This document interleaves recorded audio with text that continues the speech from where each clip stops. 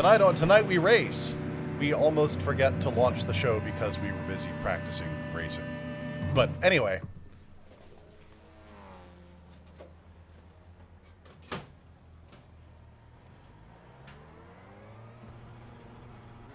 Hello, lads. Qualifying with other people. This is new. Hello, hello.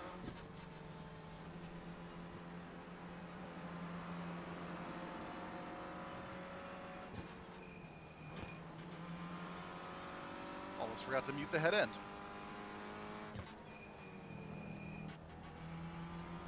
What have we learned about our cars? Very squeaky brakes to start. Very slidey brakes, too.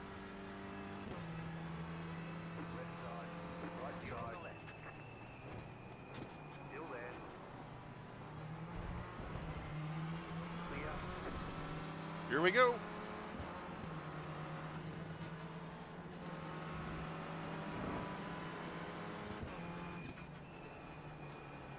Okay, that squeak is going to kill me.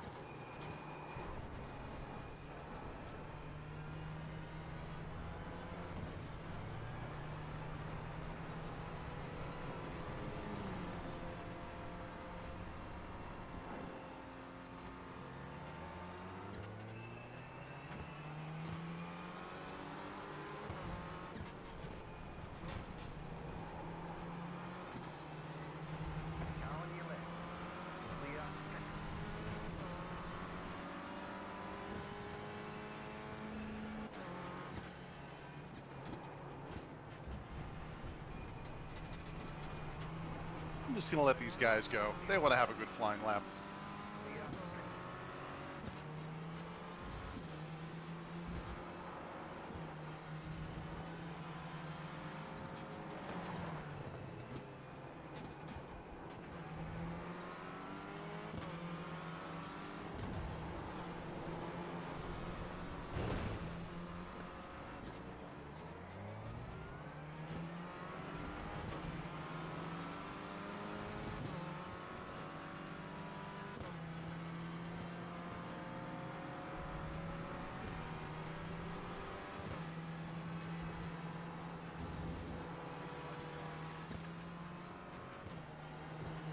This thing is tiring to drive.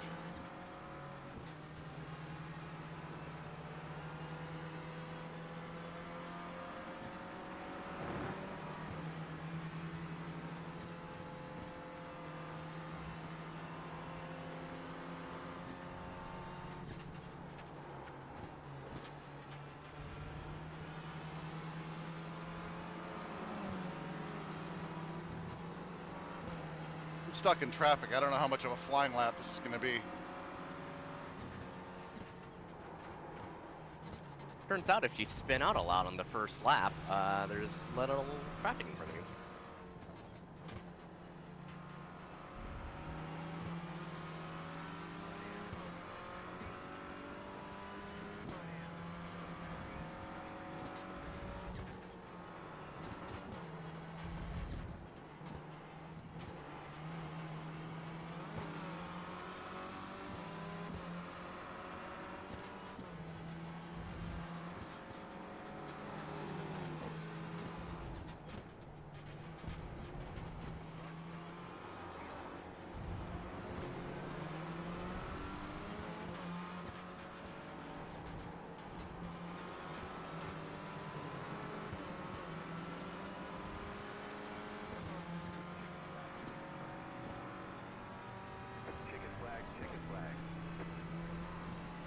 Hello, friend.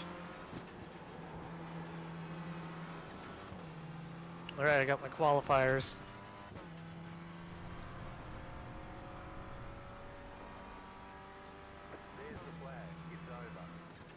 They're going to give it to me. I didn't think it was clean. My first lap was a million times better than my qualifying lap.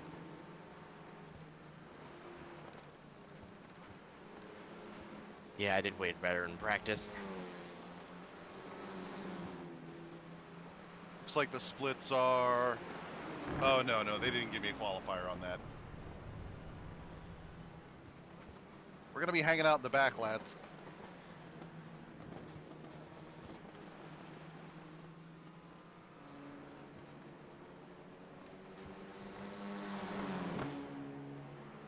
We good to advance? Yeah, go ahead. All the humans are in.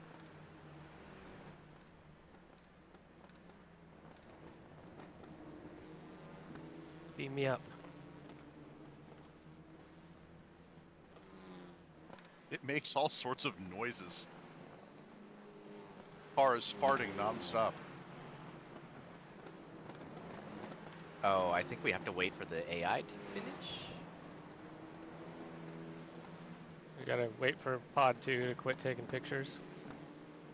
Oh, that's possible, but it's about to count down.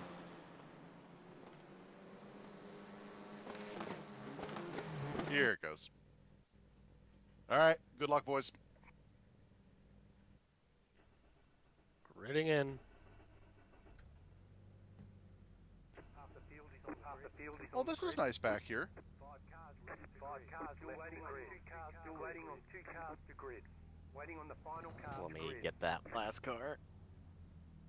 Remember that it's a dog clutch and you cannot shift while you're at revs. Everyone's gridded.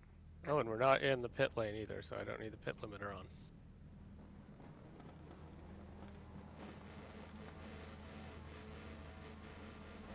Green, green, green, green, green, green. I see what they mean about the launch last week.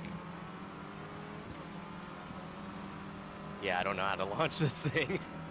I didn't want to get another black flag for it. Keep to the left. Steer on the right.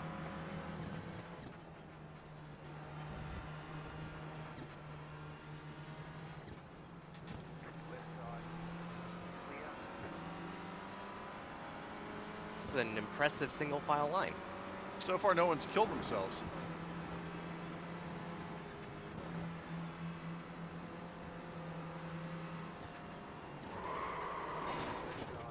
There's an incident behind. Stay on the right. Glad we could have that conversation. Still there. Clear.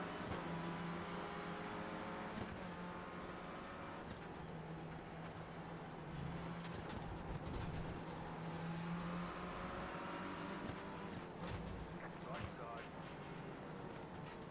Keep to the left. Clear. Looks like we're going to take position by sneaking inside on this one.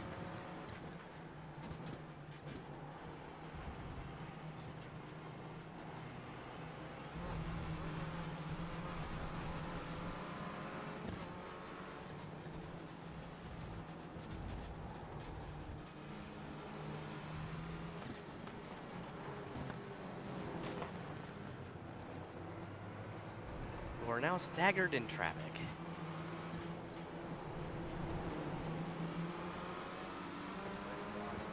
Oh, I got a good exit.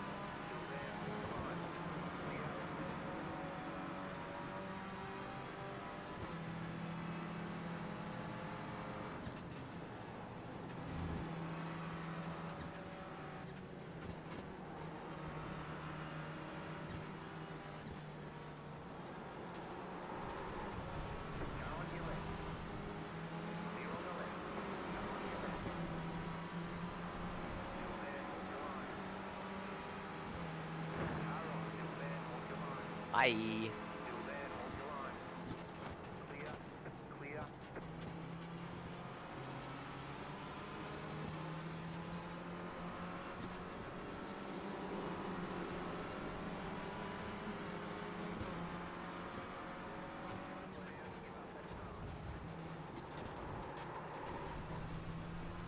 I'll just be in the grass.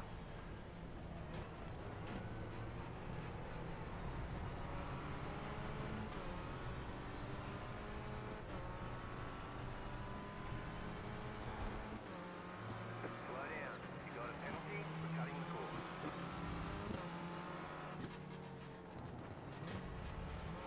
I see what Space Penis is saying about the mirror. The mirrors are not good.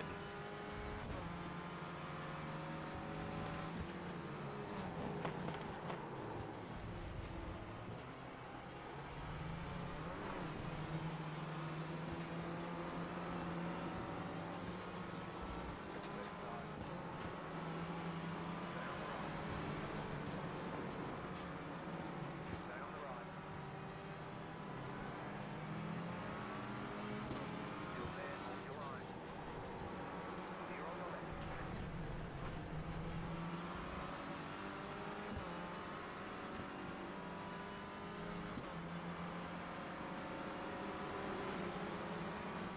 This is not a defensive line. I am legitimately terrified.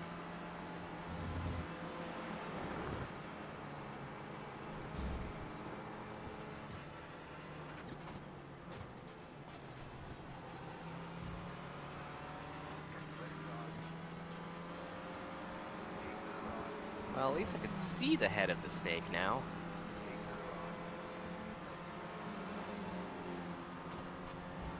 Still there. Clear.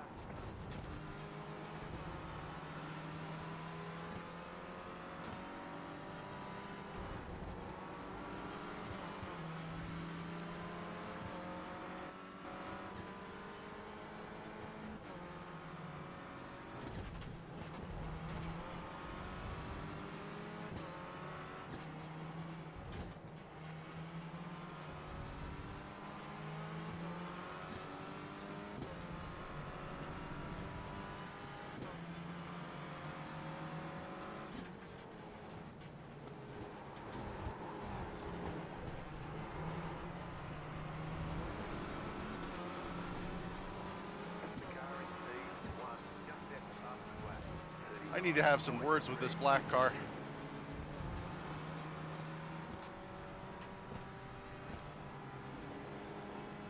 As I nervously check the color of my car.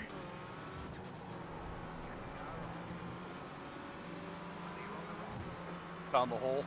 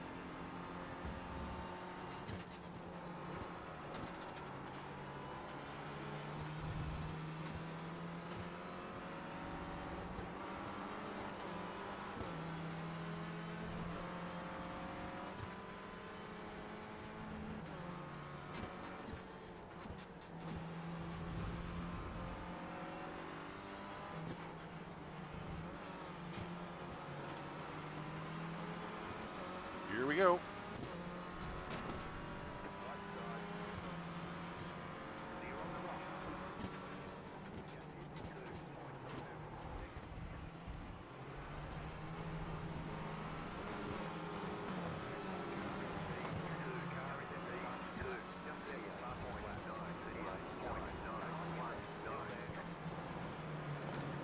Expect there may be a protest for that one.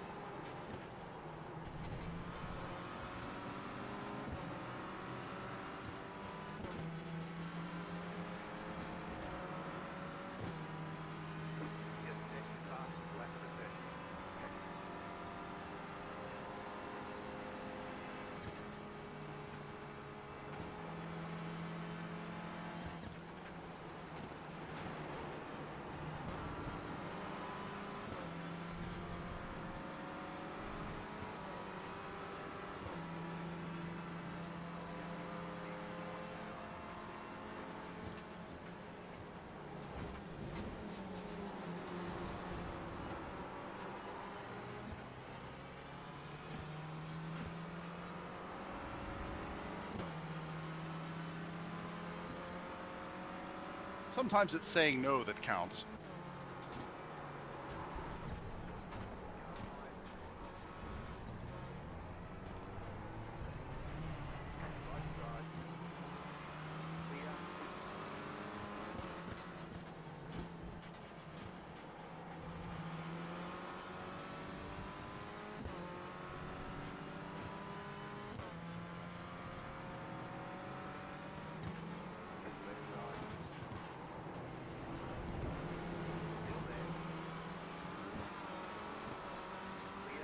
Apparently this is the turn that I pass on.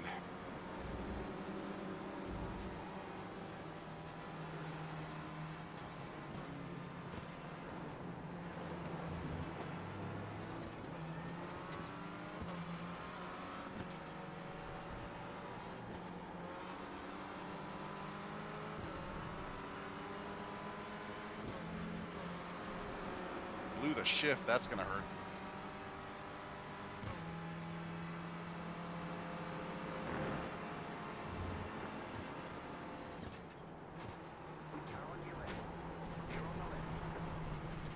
All right, listen here, race control.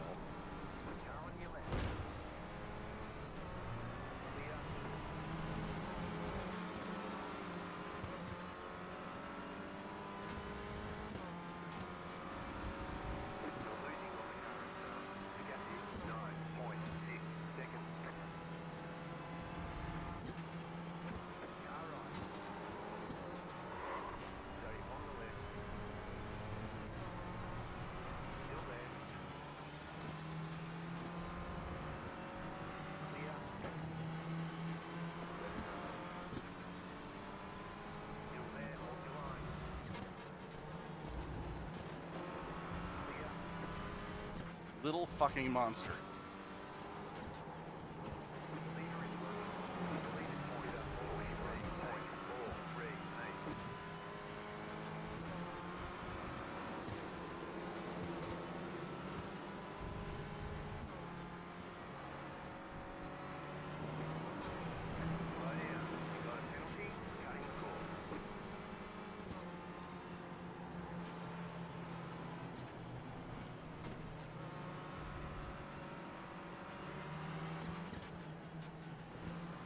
I keep almost catching up to the end of the pack.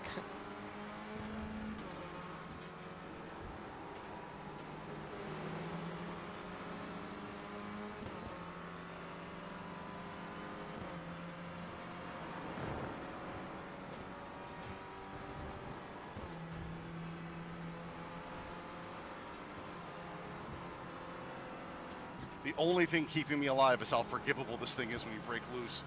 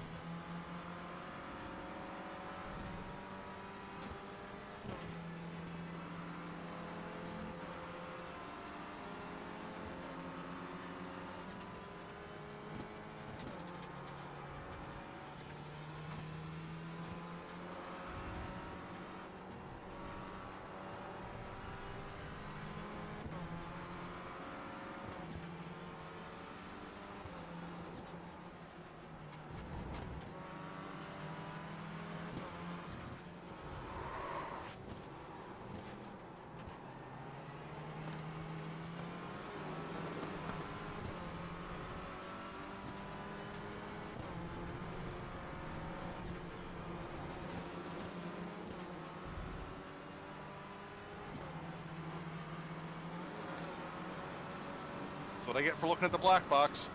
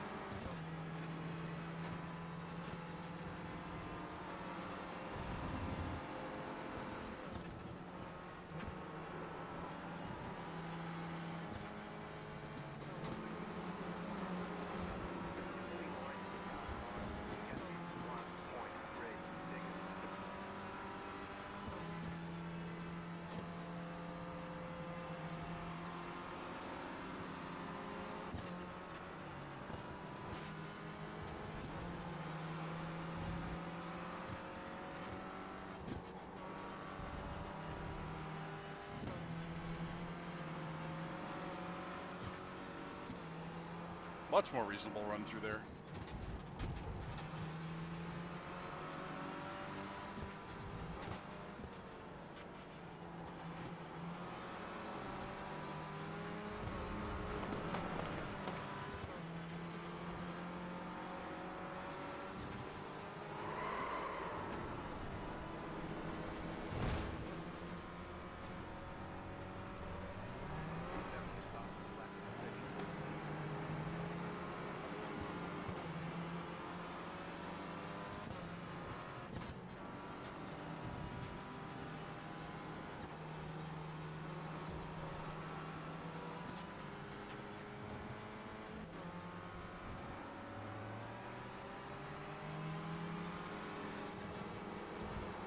I have no idea where the people in front of me are.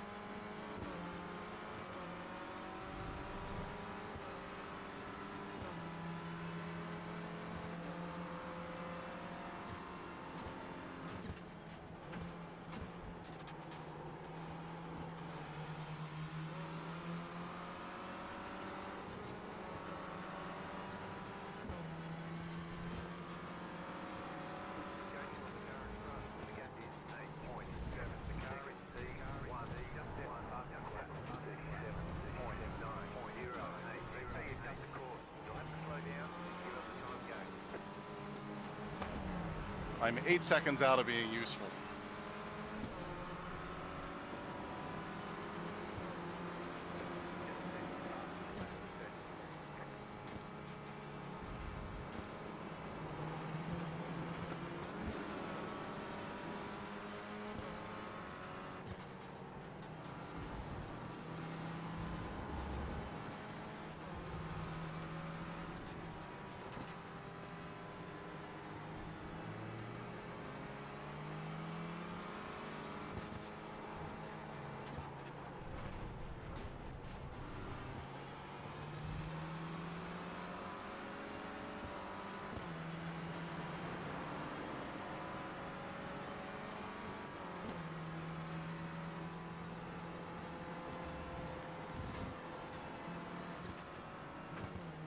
I love carrying the drift over that crest.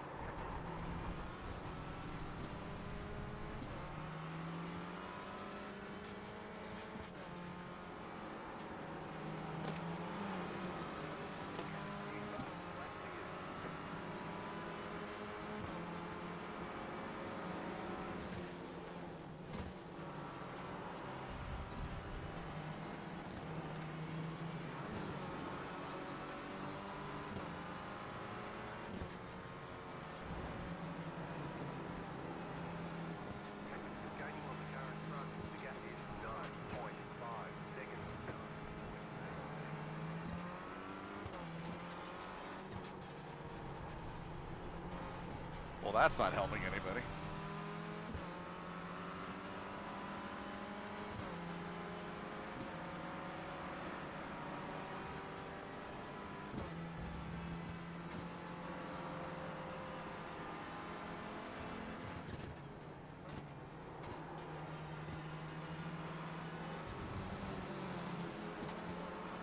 Pull me around the turn, little Cleo.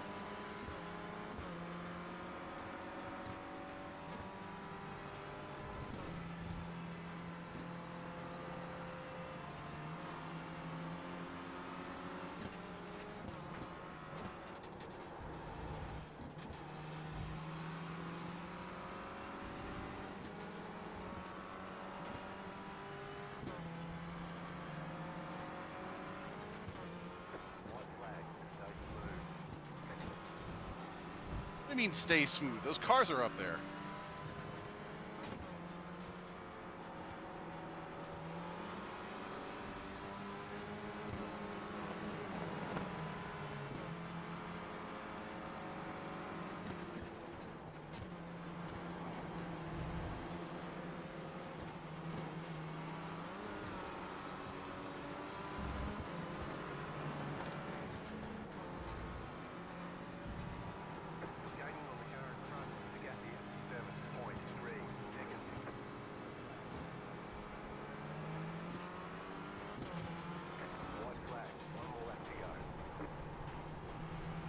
have been wider than last time. I made both of those ruts.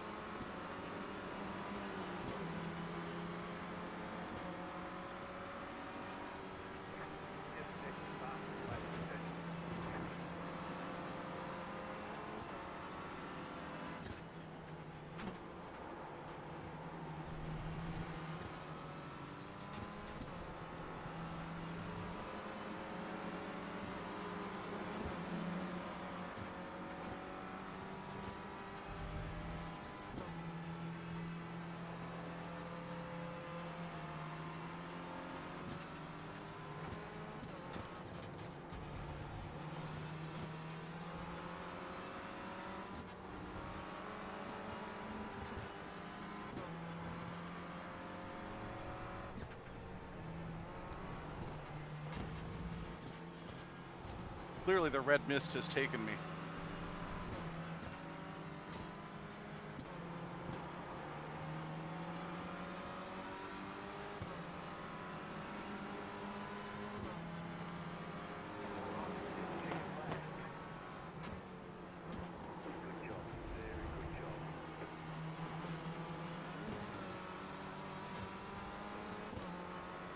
So that's like classic. I get into a groove, I get into a zen moment. I'm turning in faster and faster and faster laps. And then I get the red mist and I lose all my concentration.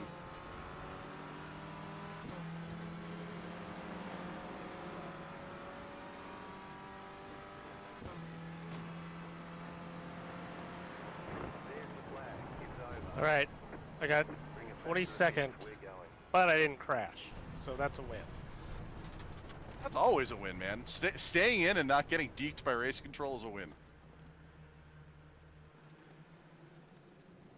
The humans will take a position of 6th tonight. There. Way to carry, yes. With slightly more incidents than might otherwise be allowable in a normal session. Had to get a little creative on the overtakes there.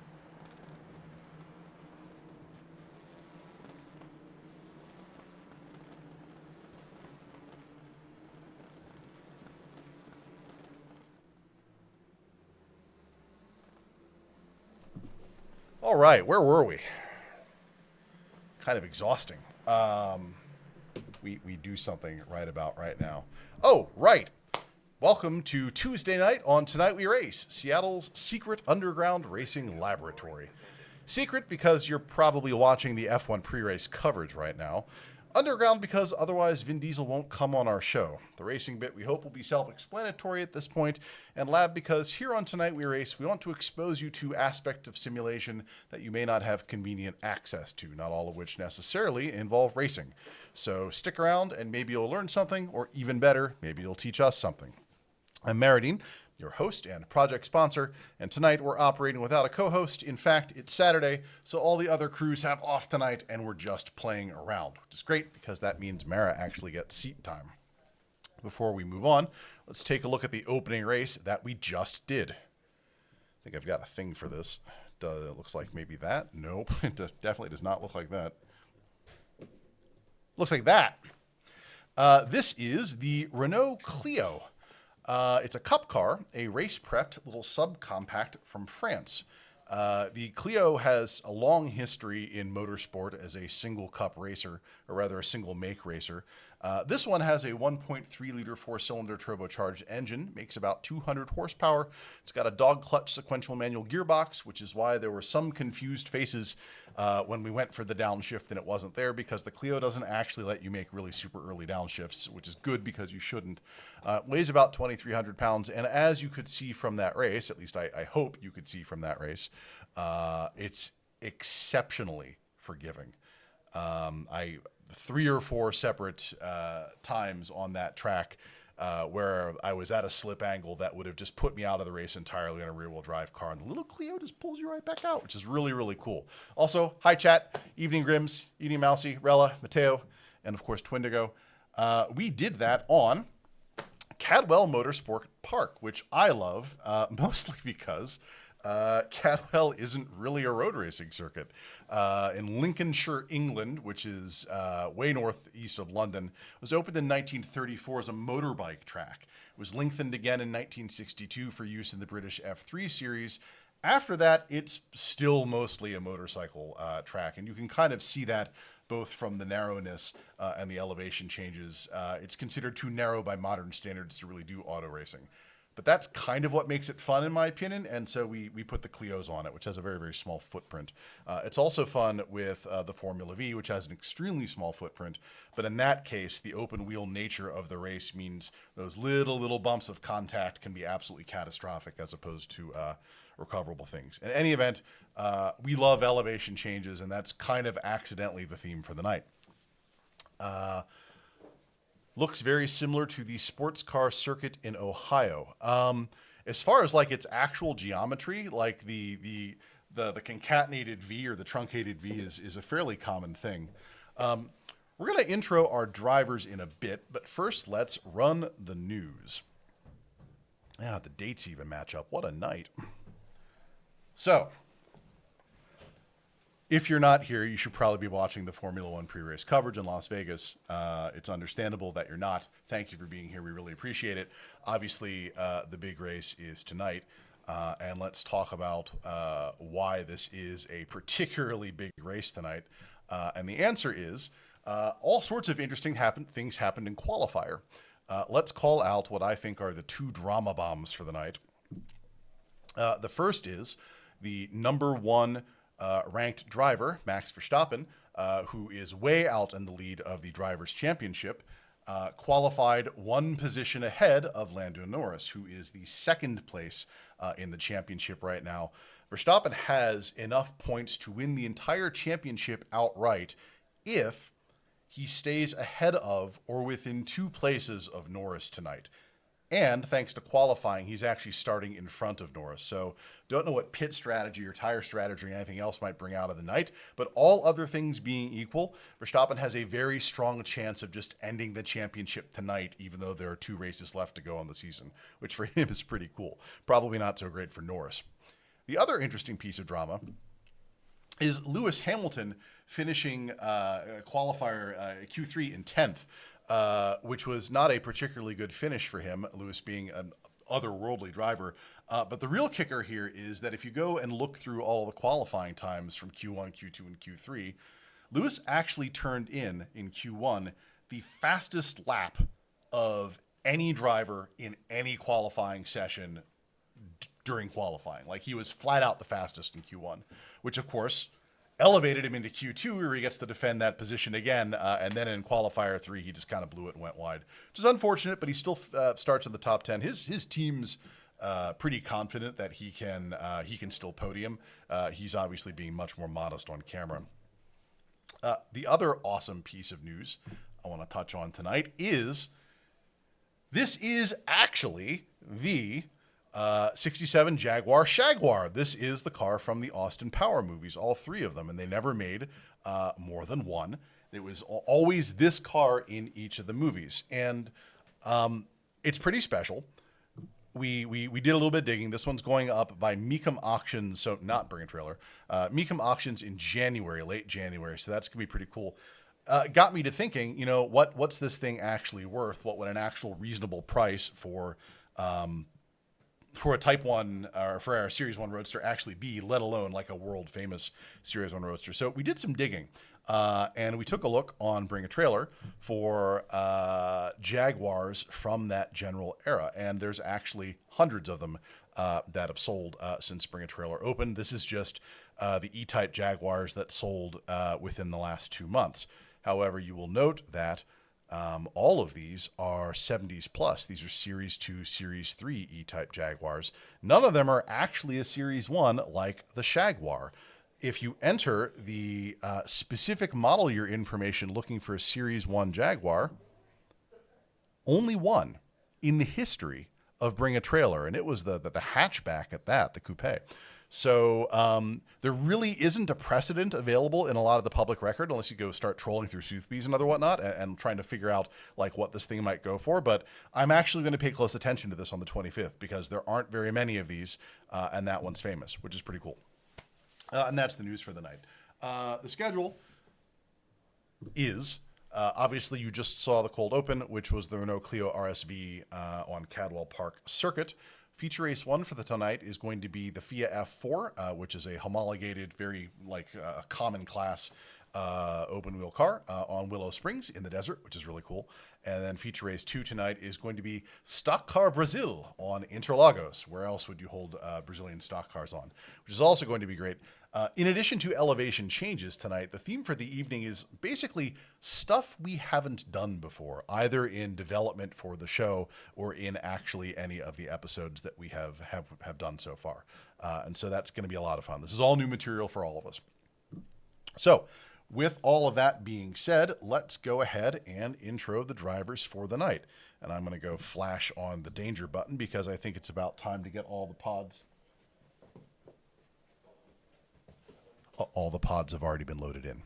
Never mind. How's that for having technical staff? So the drivers. Holding down pod number 1 is Shoat, who has also been cleverly ghosting around and getting all the things in motion while I wasn't looking, which is awesome. Thank you, Shoat. Saturday crew regular, Duffy, holding down pod number 3, still in his mountain biking regalia. Duffy, I hope we get to talk about that sometime. And then finally, hey, I actually get to race the night on Saturday, which is a lot of fun, and I am in pod 4 in the bottom right of your screen.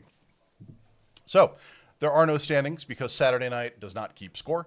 And obviously we will talk about the Tuesday Night League and the Wednesday Night League standings on Tuesday and Wednesday night. I will, of course, point out that Tuesday and Wednesday are the last weeks of the season, and so it all gets locked up this week. Feature race 1 is going to be, as I said, the FIA F4. So the F4 is not like one specific car. It is a homologated design that's built by 4 different manufacturers. Unlike Formula 1, where the manufacturers are in direct competition with each other, in Formula 4, the manufacturers kind of work in parallel to increase access to motorsport. So it's almost like a public service. And indeed, this car is meant to be one of the starter open wheel formats for junior drivers. Like there's a direct path from F4 to F3 to F2 to F1. And sometimes you skip rungs in the middle, right? So many nations run events, but there isn't a global championship for these. So you tend to see like the U.S. National Formula Cup or the British National Formula Cup. This is the second generation Formula 4 car since the standard was locked down. Produces somewhere between 160 and 180 horsepower, depending on the horsepower to weight target that they're using here. And so they can move it around based on the weight they think they're going to be pulling. Obviously, as an open wheel, very, very light car, it's going to be fast no matter what. We've never driven them in here, but we expect that they're going to be very much like the F3 without some of the electronic bells and whistles to keep us safe, which, again, kind of like a big go-kart. We're going to be taking them to Willow Springs, set in the western tip of the Mojave Desert, which is also northeast of Los Angeles. It's hilly, it's dry, and it's an absolutely breathtaking view. It opened in 1953, originally intended to replicate Indianapolis, but they kind of ran out of space, and therefore, by extension, what they really ran out of was money, and so that never happened, although the track has been continuously updated since then. This is the 2.5-mile configuration of the track, and indeed the only one available in iRacing.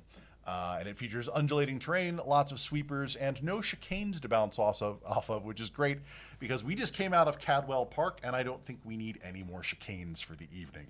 So with that said, we're going to go ahead and run the feature race. I'm going to mute up the front end and go head over to my pod, and let's see what kind of mess we can get into.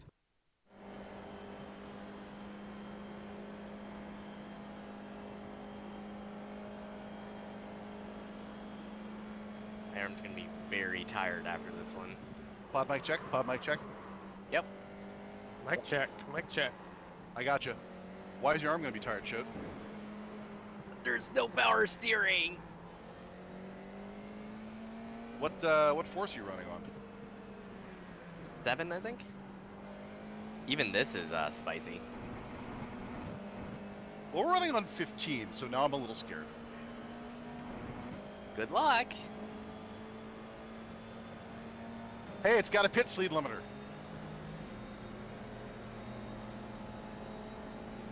I'm taking this turn at 140. What? It's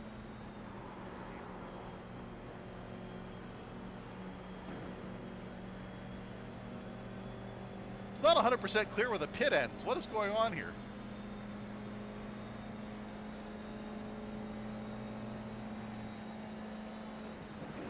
Where the wet slap am I going? Oh, this AI just rammed me. Cool.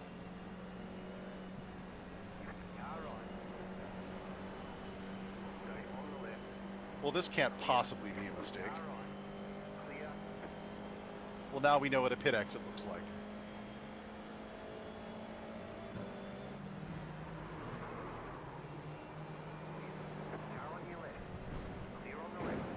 Okay, I see what you mean about the steering.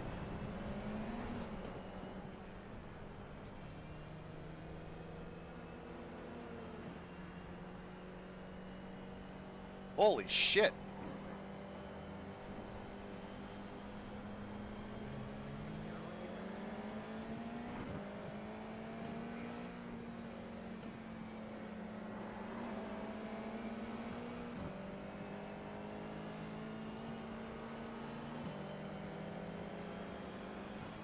I love that bank. That's amazing.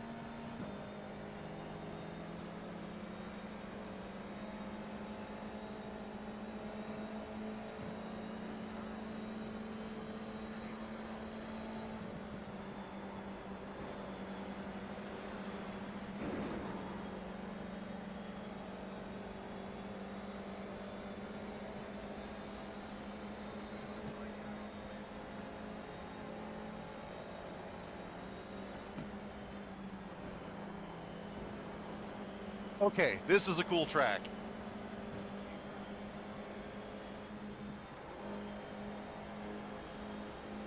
Yeah, this thing's pretty great.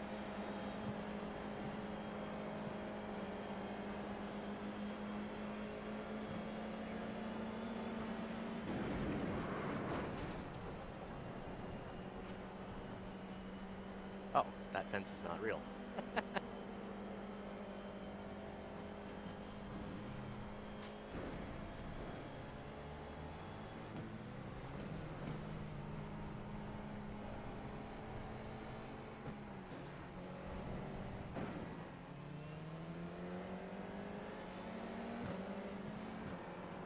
Well, so far it's got more grip than I have bravery.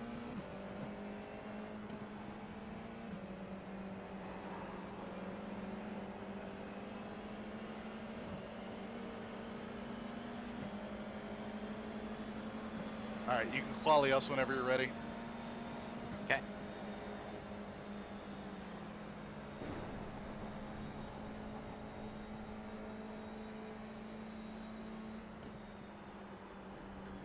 Oh God, you can take that on a coast.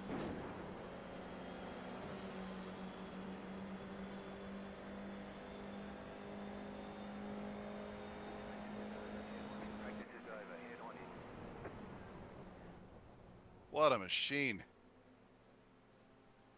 Yeah, that is really, really fun. I'm gonna need like a Gatorade splash over me after this or something. Lone quali, right? Good luck. Thanks, you too.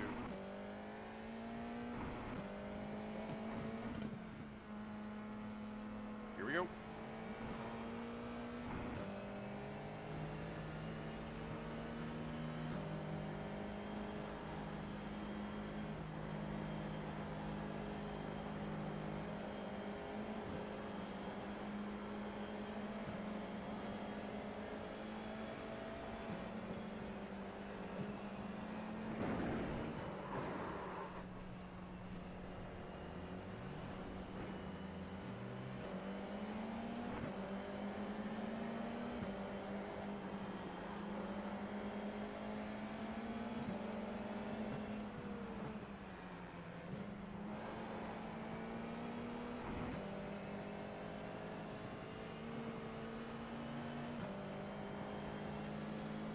Jesus, man, don't doubt the car. It will do it.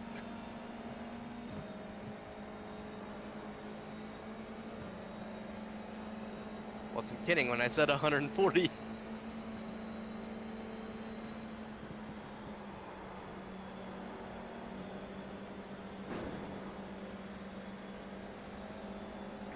flag, green flag.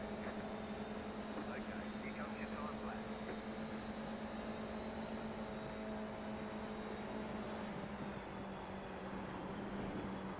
Almost found the limit on that sweeper. Green flag, green flag. Okay, here comes your time flag. Here comes your time flag.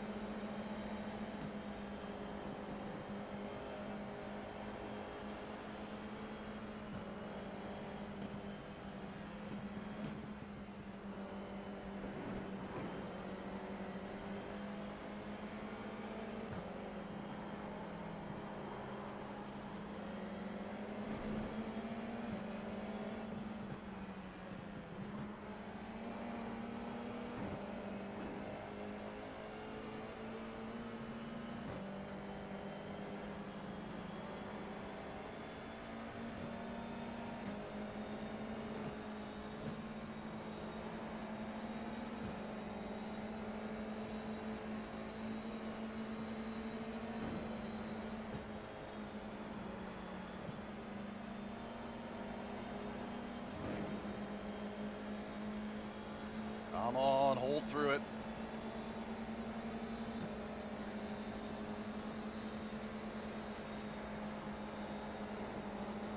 There's the flag.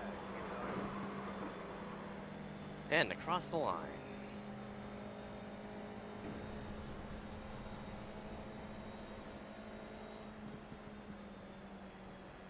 Every time I'm going to go through that, I'm going to wonder if I could have done it faster.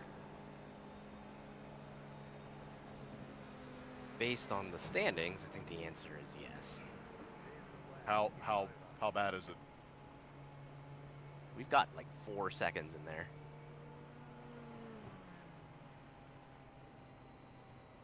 All right. Well, watch and learn, I guess. All right, here we go.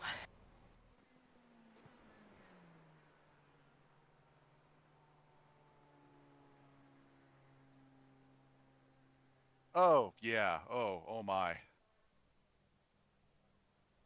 Oh boy. Yeah, I'm down there a bit. Still waiting on 2 cars to grid. How do I become AI? Grid. Still waiting on 2 cars to grid.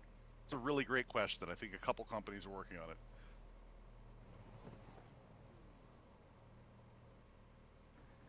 Waiting on the final car. Everyone's gridded. Still waiting on First gear, to grid. they're going to give me a jump penalty for that, aren't they? Probably. Green flag, green flag.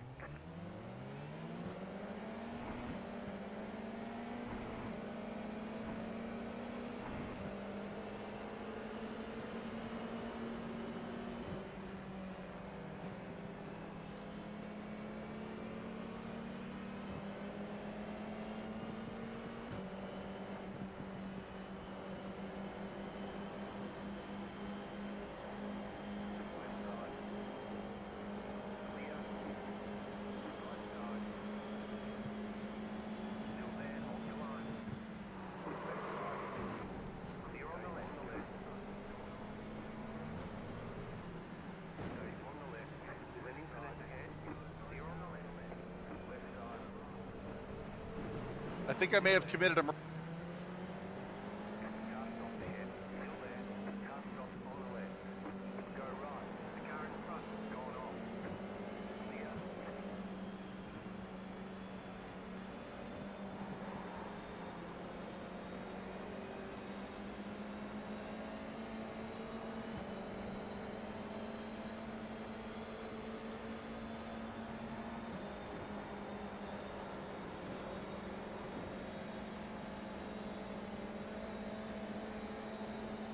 How's everybody doing?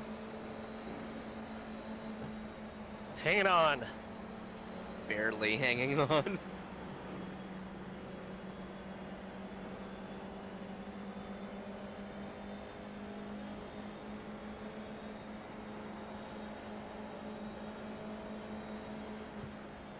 I'm super afraid of being right behind someone on these braking zones. Yep.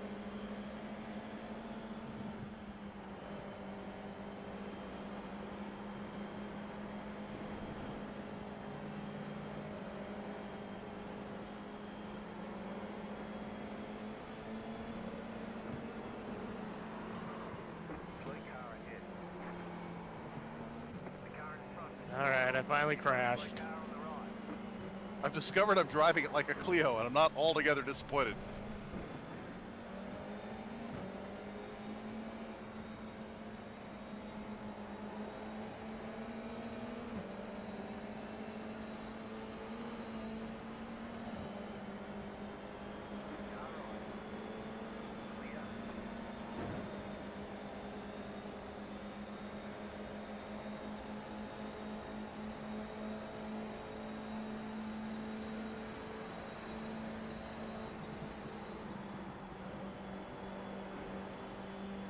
Oh, I was definitely leaving time on the table back there.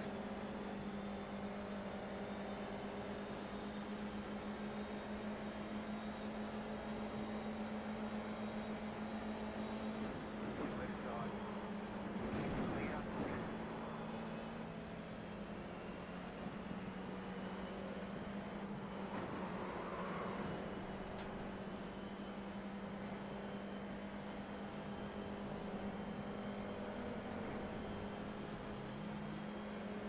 Spun but recovered. And now my tires are all gravelly. Car on your left. Clear. You got a toy car on the right. Go left. There's an incident ahead.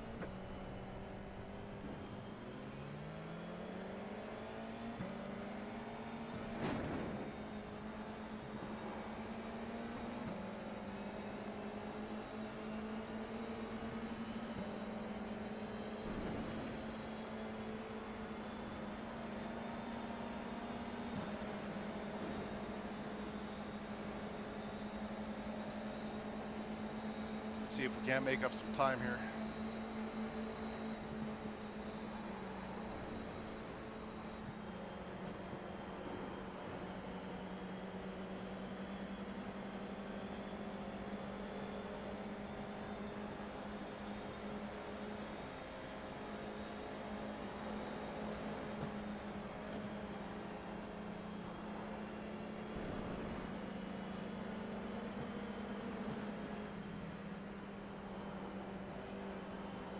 Mary, you got to stop clipping that, or it's gonna be a short night.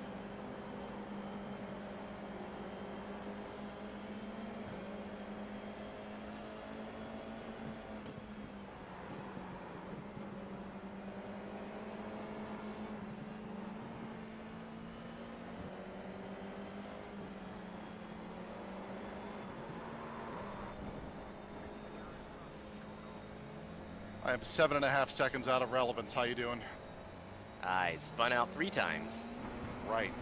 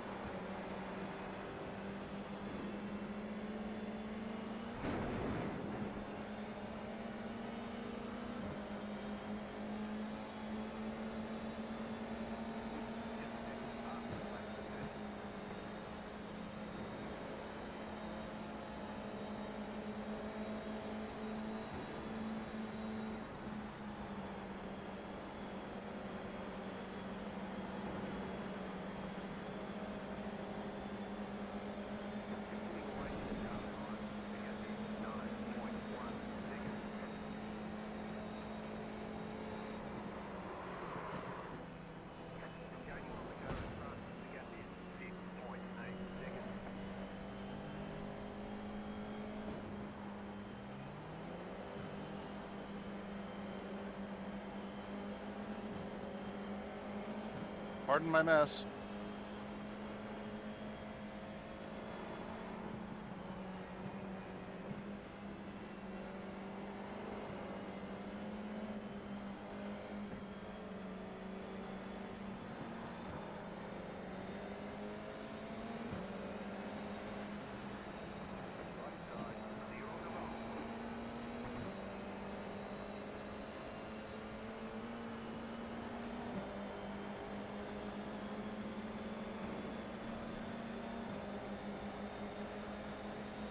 love how you can feel the fronts giving away in that sweep.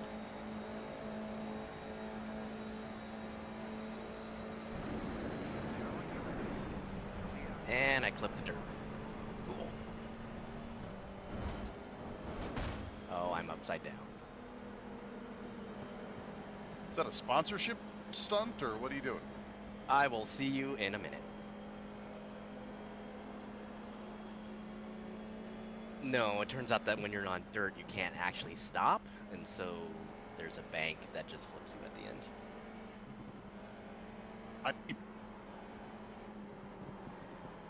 What I've learned is I can't talk and drive at the same time.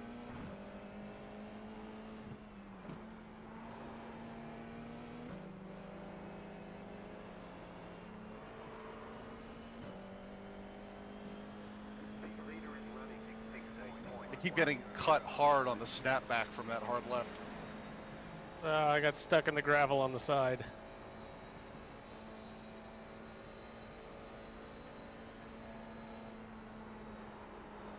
Minute and 40 to tow. Oh my god. Yeah, this towing speed is garbage. I was otherwise having a pretty decent race.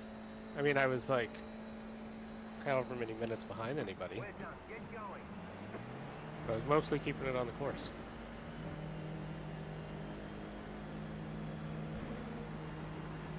This purple guy, Jamie Baker, and I have about the same energy.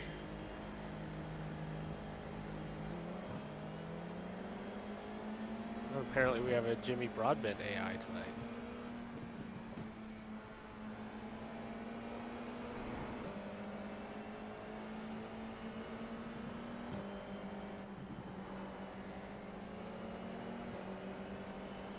Car on your left. Clear on the left.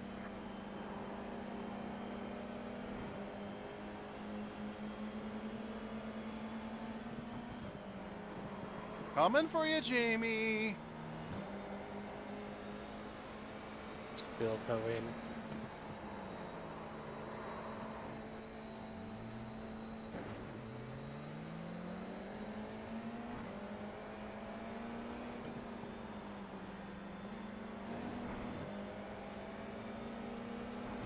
Cannot catch this guy in the sweeps.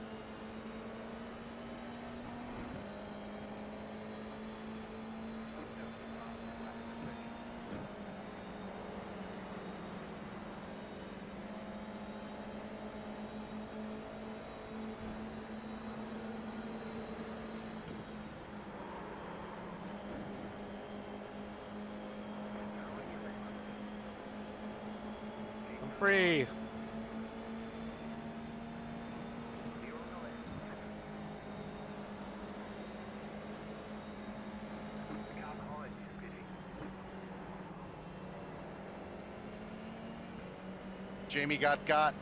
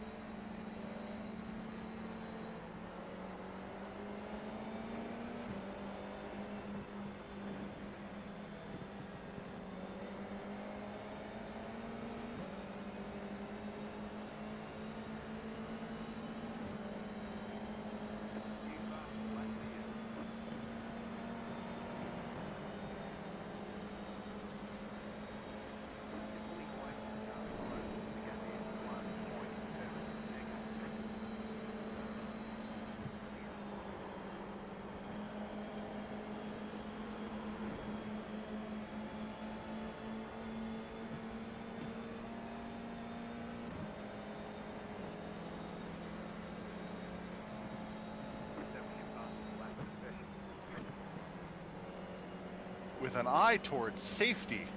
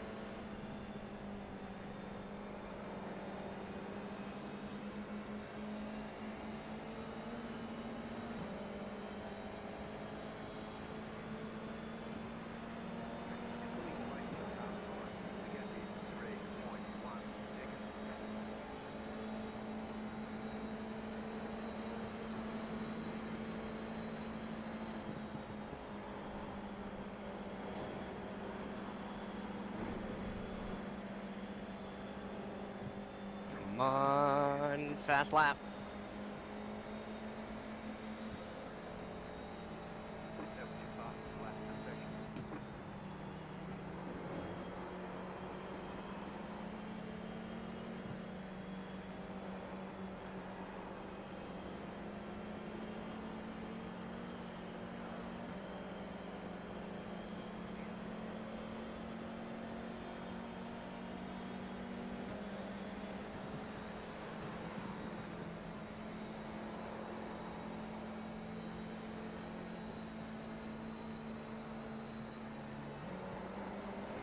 That almost sucked.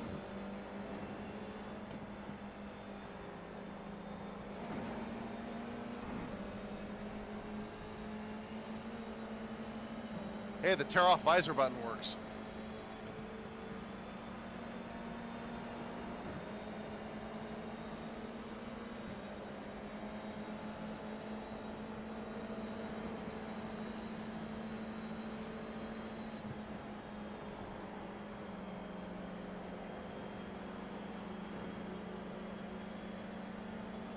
Come on, fast lap.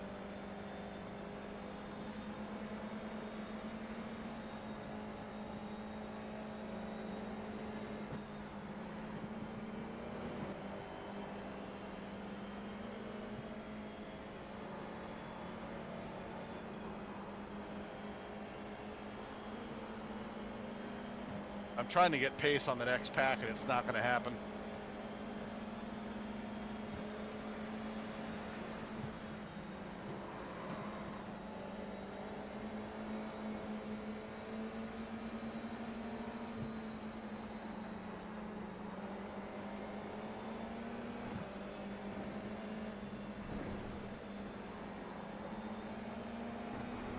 I can see him up ahead beyond the straight every time I come around.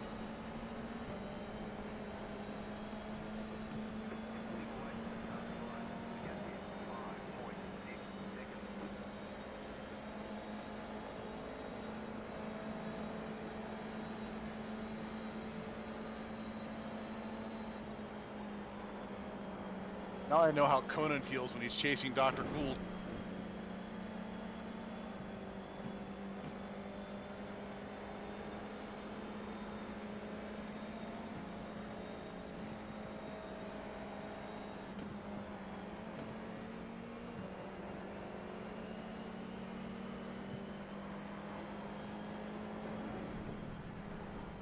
Well, an all-new lawn to mow. The leader consider 16.044.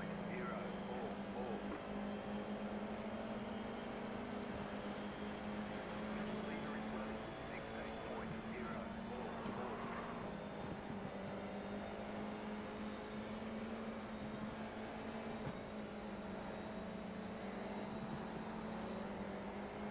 Car behind the stage was in 2.8 seconds. Lost 4 seconds in that dirt.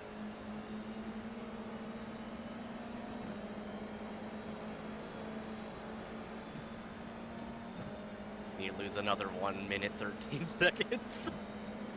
I guess there's that.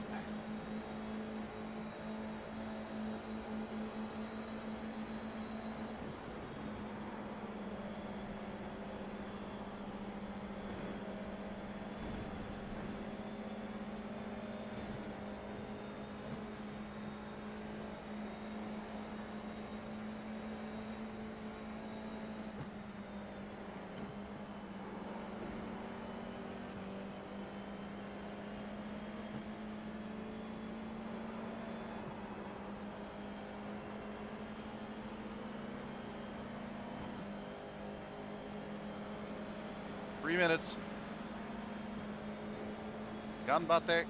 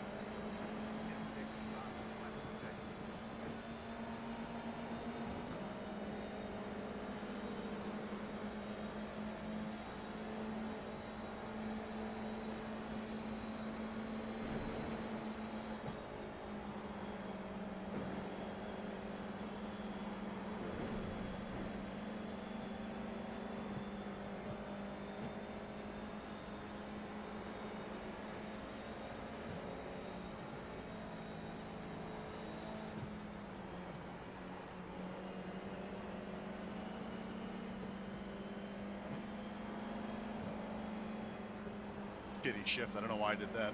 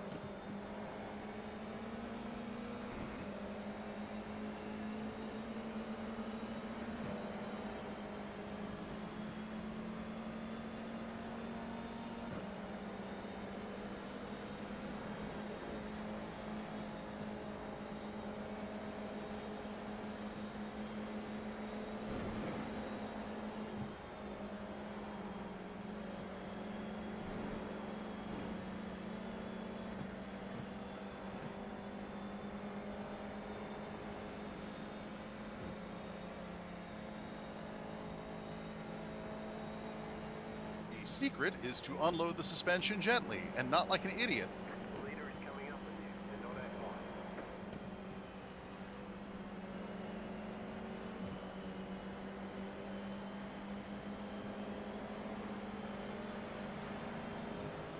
Oh, good. The leader's finally here.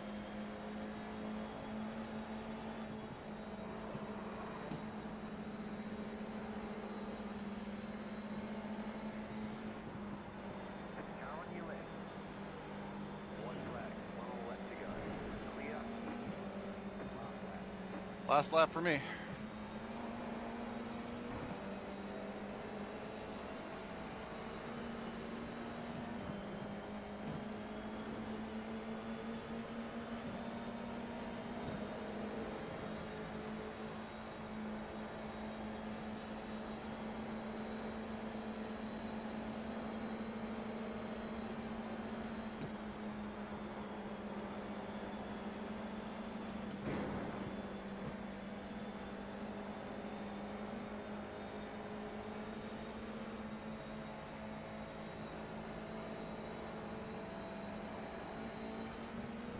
Quite the ditch down there. All right, let's check a flag. Better schedule some testing. We'll get them next time.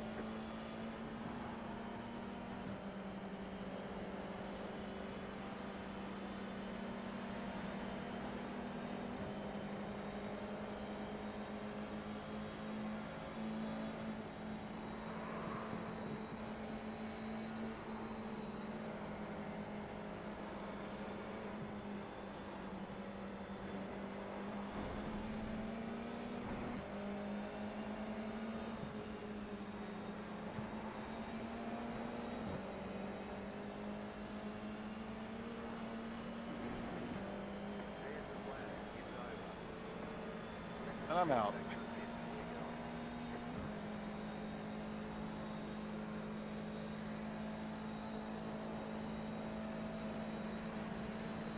I'm taking a cooldown lap because I am in pain. Well deserved. That- I just did my cooldown. That was bonkers. Okay, the race is over. Bring it on in. Not the Disney show of the same name.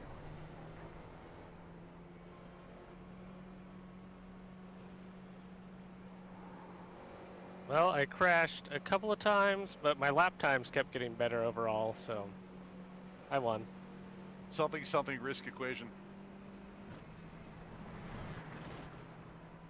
Yeah, when I started thinking about weight transfer on this, more like how I would snowboard, things got smoother. It was kind of cool. Like that sharp left, then it switches immediately back to the right-hand sweeper uphill. That fucked me for the entire first half of the race until I got super gentle about transferring through there. By the time I figured out how to get to 117 consistently, I had spun out like 3 times and had to get towed, so. Pit box in 5, 2, 1. Right here. Well then.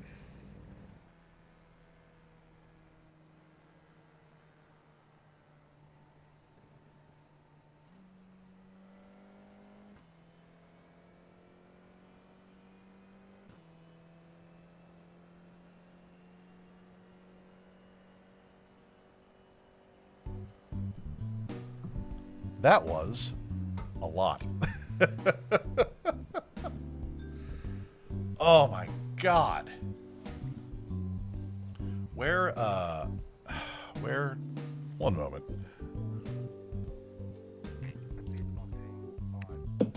Right. So, that was a thing. I don't think I have had a more intensive steering wheel fight since we started this project. Let's keep moving on through the content here. This is exciting. And that brings us to something that requires no hand strength whatsoever, tonight's Bring a Trailer Challenge. And in order to do that, I am going to need Shoat.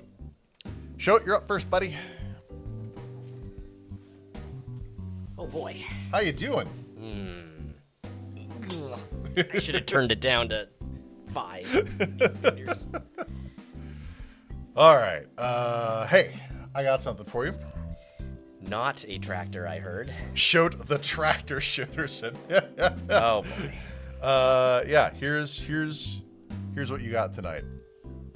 Bring a Trailer Challenge. By the way, everybody is going to be guessing the final auction prices of a Bring a Trailer pair. These all completed within the last 24 hours, and they are real auctions with real dollars. Item number 1. Oh, I'm not Conan either. A 6-mile 2018 Suzuki. Fresh out of Conan shop. Or a 24-year-owned JDM 1967 Honda CL300 Scrambler, which is a lot of letters. Oddly, also out of Conan shop. Quite possibly. Let me see if I can tell you a little something about these bikes. The Suzuki was sold new in Washington State and acquired by the seller for their spouse in May of 2021 and has primarily been kept in storage. Ooh. It's done 6 miles, I guess, since that happened.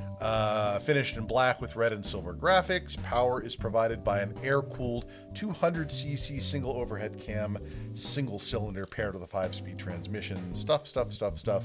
Offered at no reserve. Factory literature, a toolkit, 2 keys, and a clean Arizona title in the seller's name. Okay. Everything else here is descriptions of the wheels and their spokes, which are very, very neat. Rear-wheel drive, obviously. It's black. Honda has 8,000 kilometers shown. It is a refurb from 99. It's a 305cc parallel twin. It's had a valve job replacing the piston rings, control cables, and speedometer. It was refinished in silver and black, and the equipment includes a 4-speed transmission, 2 up-seat chrome grab handles, turnstiles, steering damper, high-exit dual exhaust system. Offered at no reserve with an Oklahoma title in the seller's name. It was refinished in silver. That is not the original color. Fuel tank was internally coated in September of 2024, so that was probably a problem. Cross brace chrome handlebars, etc., can carburetors, 4-speed. It's got a drive chain. The number, long string of numbers ending in 447 is stamped on the engine case, but the number stamped on the frame is 445, 2 digits apart. No explanation is forthcoming for that. Probably fine. And so you must choose between these 2 Conan sleds. My theory is that the new 6-mile one is pretty new and probably goes for pretty new, not very expensive prices. But the 24-year one that was refurbished in 90 from 1967 sounds like it's gone through a couple of overhauls, so some people care a lot about this. So I'm going to go with that one. If you're using that logic, then I would also give you the name logic, which is 67 Scrambler sounds awesome. Basically. Sounds better than 18 Van. I mean, yeah, sure. So your call is the Honda? Yep. Final answer. The answer is the Honda by $400. $400. I'll take it, but 400? Come on. Apparently, this is somewhat of a classic, and the Suzuki single cylinder is not. I guess. Where are the dumb Ferrari and Porsche prices here? What's going on? I mean, for all I know, for bikes, those are dumb prices. I don't know if we have any. I don't know if we have any bike people handy to tell us. Twindigo says 24 years, and yes, that is a big deal. All right, you ready? Oh, there's another? Yeah, you get 2. It's Saturday. Oh, right. A 1998 Land Cruiser turbo diesel, or a 45,000 mile 2010 Land Rover. Wait, are we shopping for you now? What would I do with either of these vehicles? Replace the Jeep, right?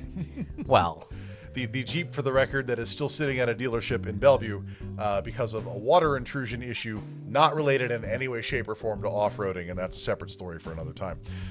So let me tell you about these cars.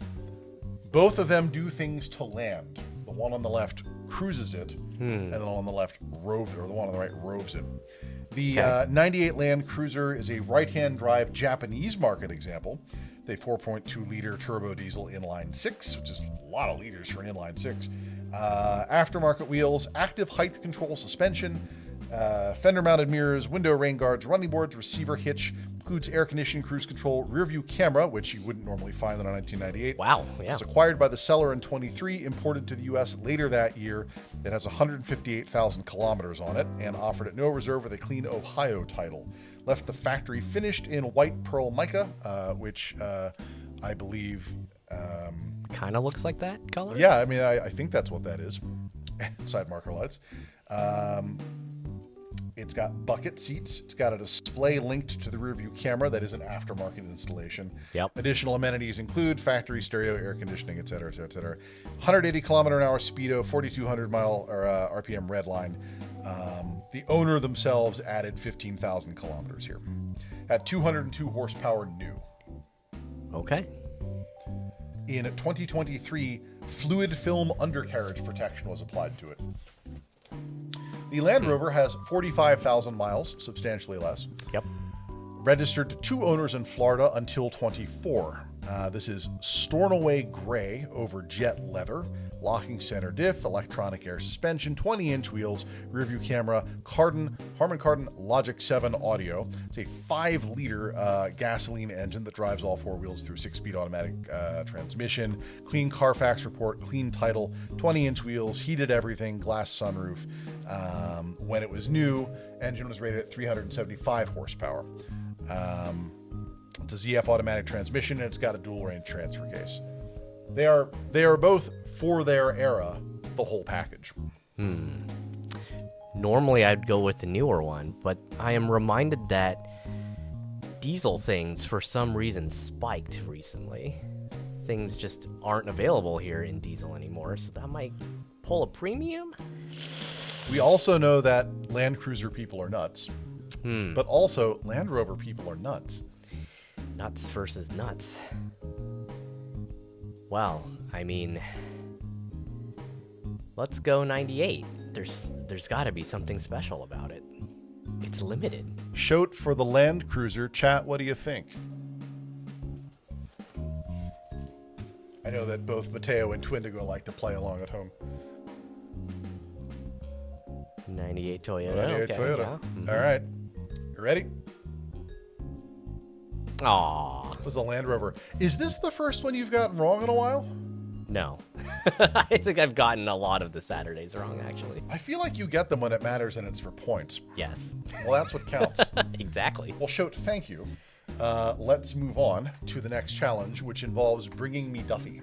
Tractors.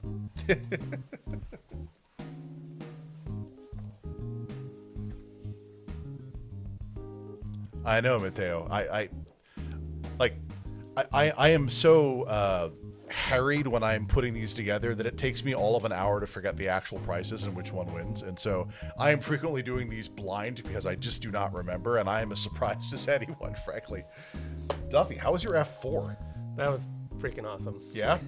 Once you really learn how to just like lay into that thing, like started out in corners that I'd be in 5th gear, that by the end of it was just pinned in 6th. Could have you done that for another 10 minutes? Probably Could have you done that for another half an hour with snacks. with snacks? All right. Just idle question while we're doing season Yeah, 2 dev yeah. doesn't mean anything for tonight for you. Oh, I get the tractors. You get the tractor tonight. A 1954 NAA Golden Jubilee tractor, or a 1976 Volkswagen Beetle convertible, which, as far as I'm concerned, is halfway to being a Formula V. Oh man, I feel like I should be watching more Vice Grip Garage, where he's like rebuilding tractors now part of the time. Maybe that's Vice Grip Lodge. The 54 tractor was refurbished in 18, acquired by the seller in 19. It's got a 135 cubic inch Red Tiger inline 4, which was rebuilt, and the clutch was replaced with a 4-speed manual transmission. Clutch was replaced in the 4-speed manual transmission, otherwise that wouldn't have made any sense at all. Body drivetrain and wheels were refinished in gray and red. Tractor's equipped with a 3-point hitch, rear power takeoff, live hydraulic system, 12-volt electrical system, which is also a refurb, independent drum brakes, headlights, and taillight. Introduced in 53, streamlined hood, enamel badge, yada, yada, yada. We don't care about it when it was. The steering box has been rebuilt. The brakes have been replaced. The axle seals have been replaced. Hydraulic system was refreshed, and it is now considered a live hydraulic system. I don't know what you call if it's not live. Electrical system was converted to 12 volts. Gaskets, oil pump, water pump, exhaust replaced. Basically, everything that's mechanical on this thing has either been it's refurbed been or replaced gone through at some point Like or it another. is- and painted apparently. It is up against the almost Formula V, a 94,000 mile Beetle, inherited by the current owner from their father. It's a heartwarming story. Bought it new in 76, powered by a 1.6 liter air-cooled flat 4 with a Bosch L-Jetronic fuel injection system, made it to a 4-speed manual transaction.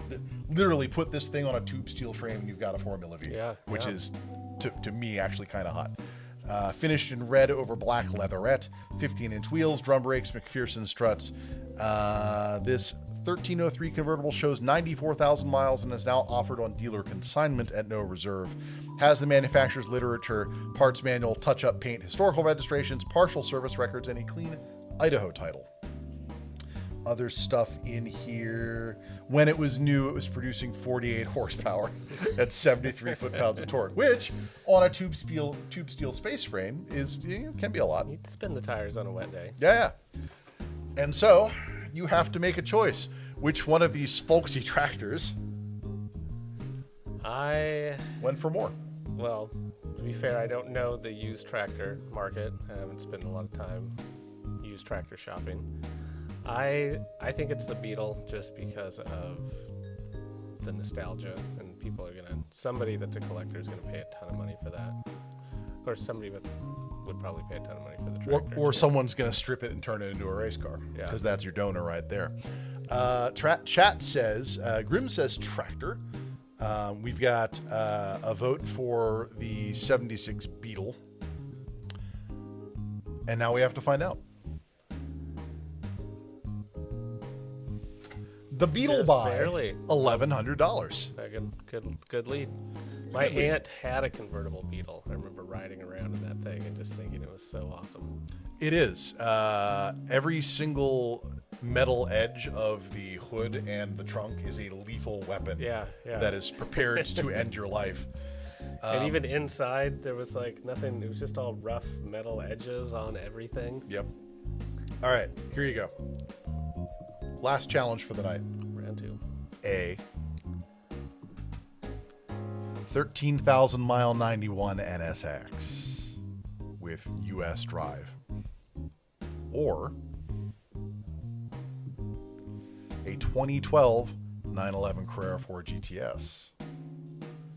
2 extremely popular Yeah. 2 doors Yeah. with a lot of miles and a lot of years between them. Let's talk about the cars. It's a 91. It's got 13,000 miles. It was optioned with 5-speed manual transaxle. It's obviously got the 3-liter VTEC V6. This is the most desirable interior spec. Berlina black over ivory leather upholstery. I didn't get photos of the upholstery, but that that could make a difference. 15 and 16-inch forged wheels respectively. Power windows, power locks. It's got a aftermarket Kenwood stereo with Bluetooth connectivity.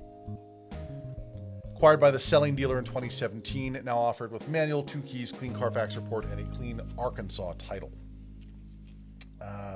NSL branded carpets, leather wrap steering wheel. 2,500 miles were added by the current owner. When it was new, this high-strung V6 was producing 270 horsepower and 210 foot-pounds of torque. Last had an oil change in 2023. It is up against a 51,000-mile 911 GTS, which is the so I guess it's worth pointing out that this is a 991.1 spec, or excuse me, a 997.1 spec 911, which means it's the last generation where the normal 911s were still naturally aspirated, and this is the biggest naturally aspirated engine they made in the GTS coupe. Some say this is the 911 before Porsche kind of lost their way and turbocharged all their lower end models. One of 176 U.S. market examples produced with this model year, 7-speed PDK, so the first year with the dual clutches, which are some banging transmissions, specified with $20,000 of options. It's got the 25 years Porsche exclusive package, full black, full leather interior and Alcantara inserts. That's obviously a 3.8 liter flat 6. Equipped with all-wheel drive. So this is it is a Carrera 4. It says it right in the title. So this is an all-wheel drive with a mechanical limited slip at the back. So it's definitely a screamer off the line. Yeah. Power everything, bi-xenon headlights, Porsche dynamic light system, Bose audio, which is the right choice because they charge you another $6,000 for the Burmester.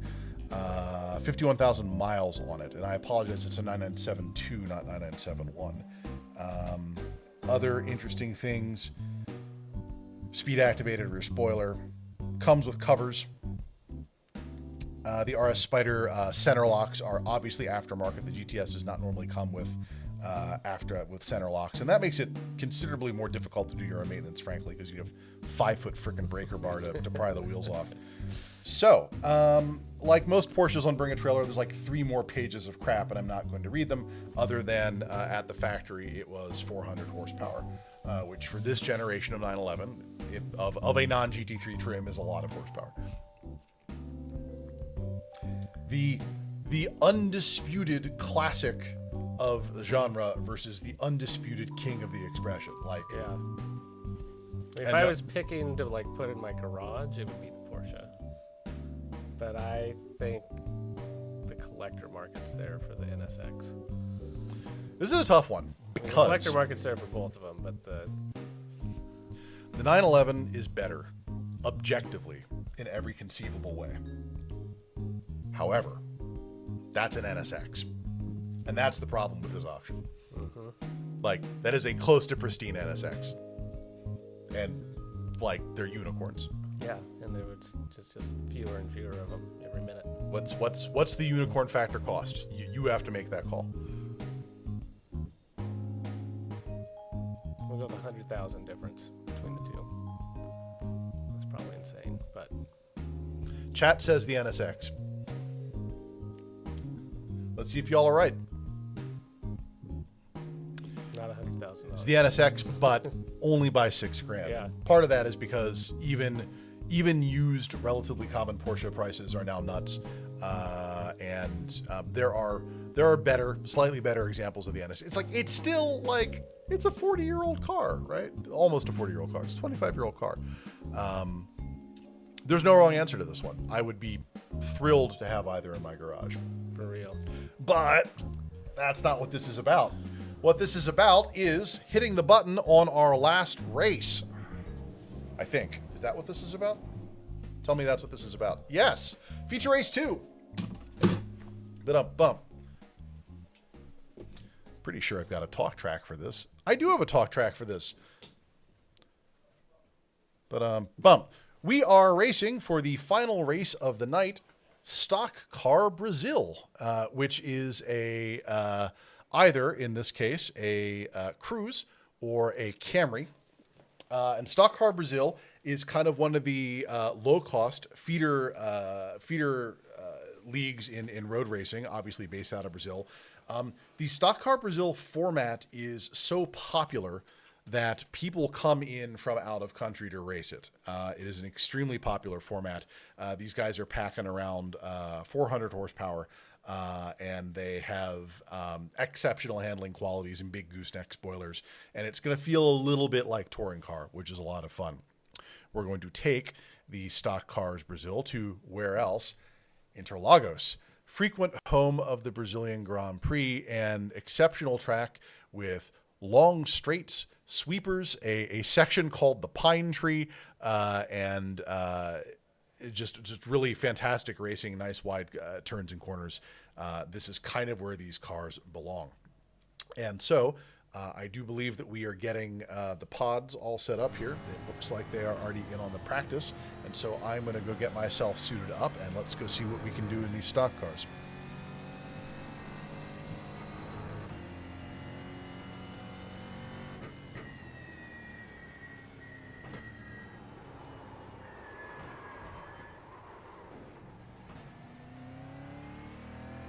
You can always tell that I'm literally running out of time in the day when I don't say when the practice was over. I think I'm going to take the Corolla. Yeah, I went Corolla.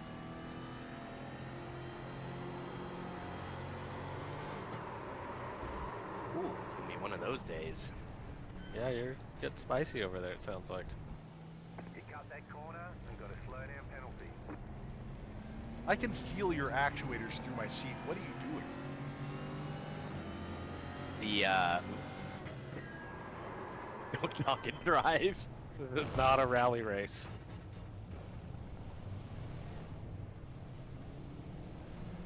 The edge of the roadway bumps are bumpy.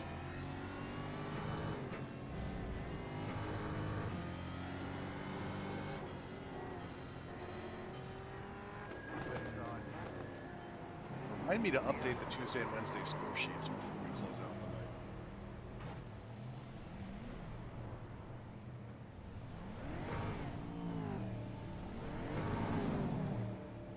the night. All right, we're in.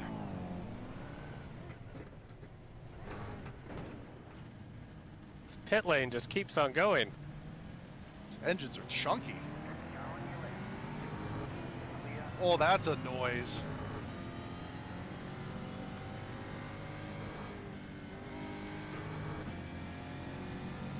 Hey, check it out. Power steering.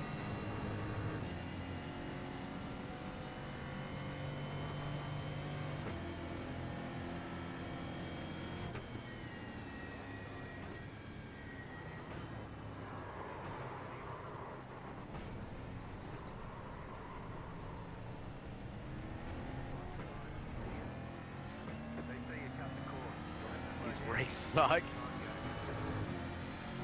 It's really easy to get spun around.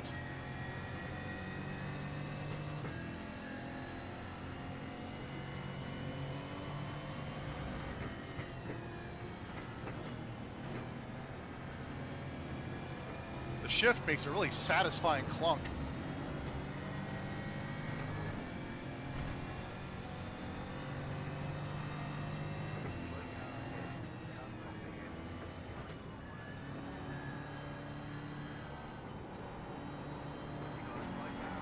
That looks like Duffy.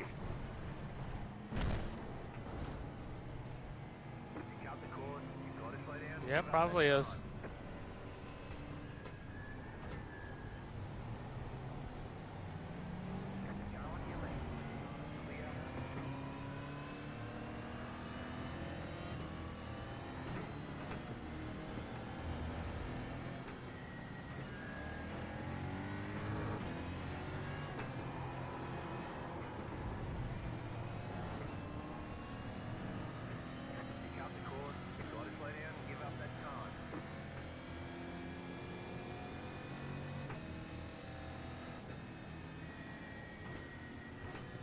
Oh, is this? Oh, it is the pit entrance. Good.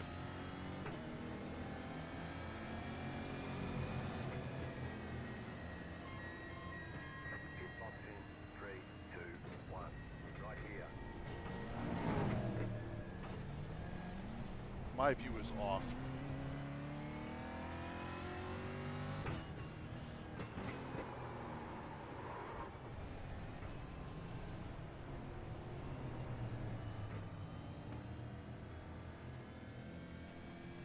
There we go. That's better. All right, I'm ready. Whenever you're ready. All right, here we go. Save me from my pit speeding. I have not had a clean lap. This is going to be terrible. I will be right there with you, spinning out. Like, are we supposed to be drifting these cars? No, you're supposed to be extremely ginger on the accelerator until you're past the apex. Boo. I mean, pick your outcome. Good luck. All clear. Punch it.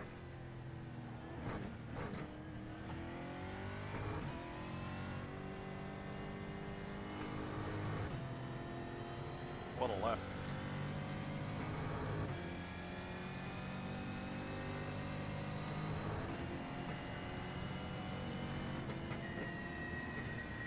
I like that the pit stop's practically a subdivision.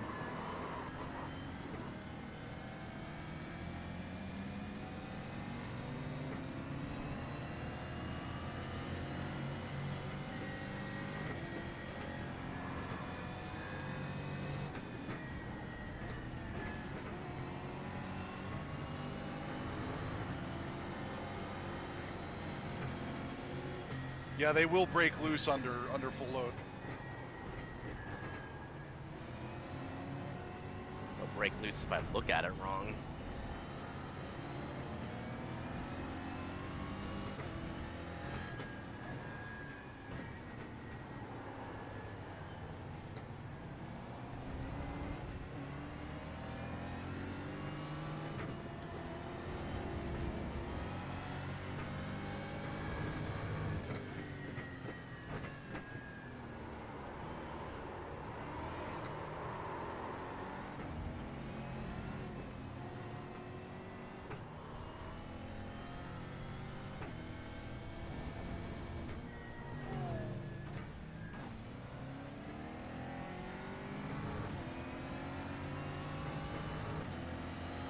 This is a Camry. A Camry is making this noise.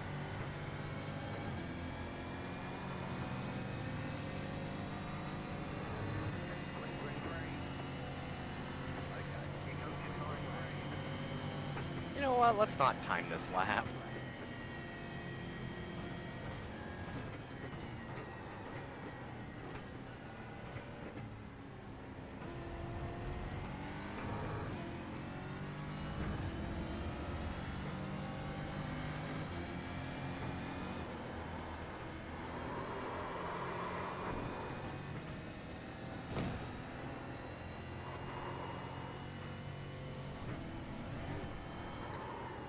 Car, what the fuck?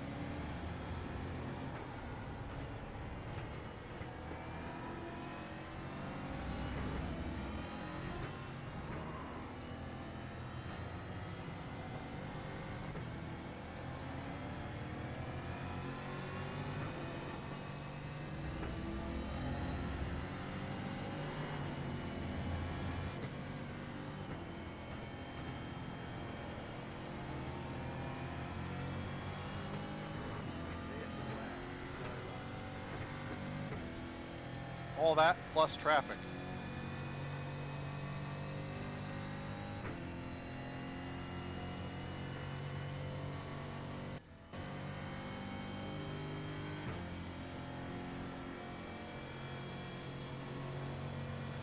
There's the flag. It's over. I am in 21st, and my pace off 20th is 3 seconds. I have no time. I don't think this is gonna go well. We will do the best we can.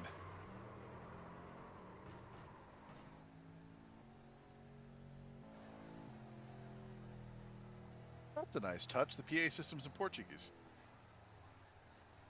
Are we good? Yeah, let's do it. Yeah, I'm good. Or at least, I don't know of any way to get better, so let's just go.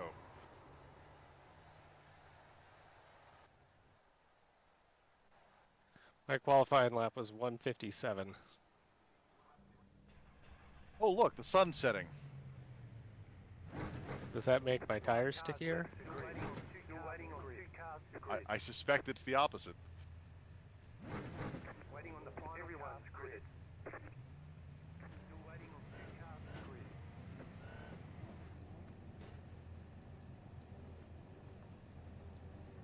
Green flag, green flag, green flag.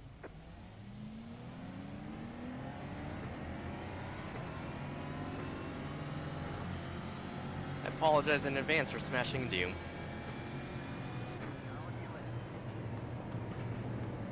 I see that's already happening in front of me. It's just traffic, traffic, traffic.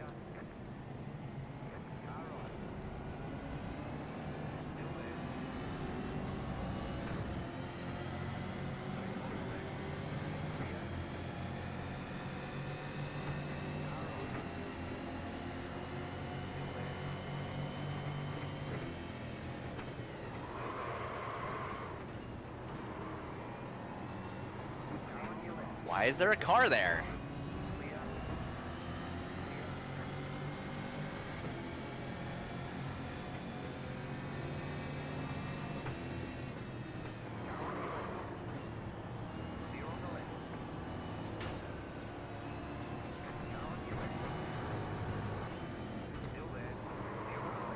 That was my fault.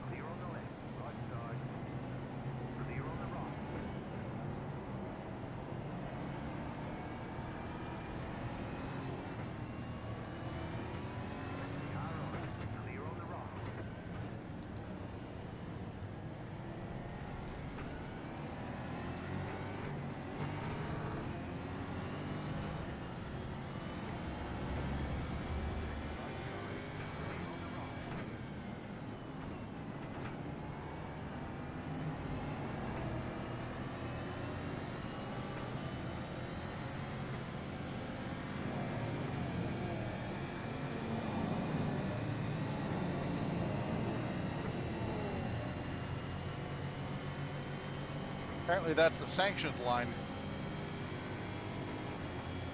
A little dip your toes in the pit.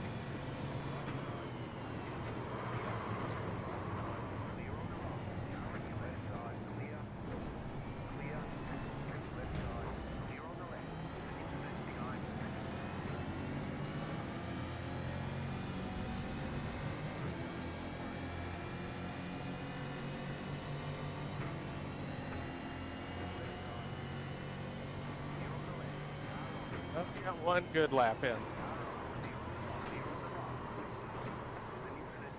got a slow car on the left.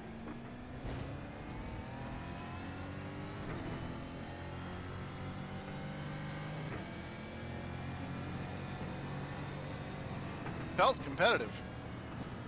I guess technically it was.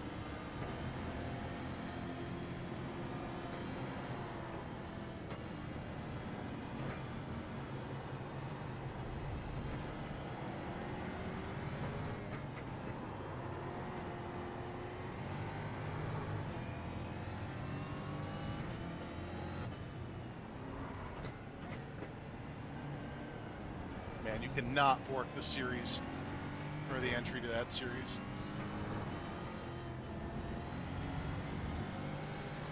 It's like 2 seconds of fuck up right there.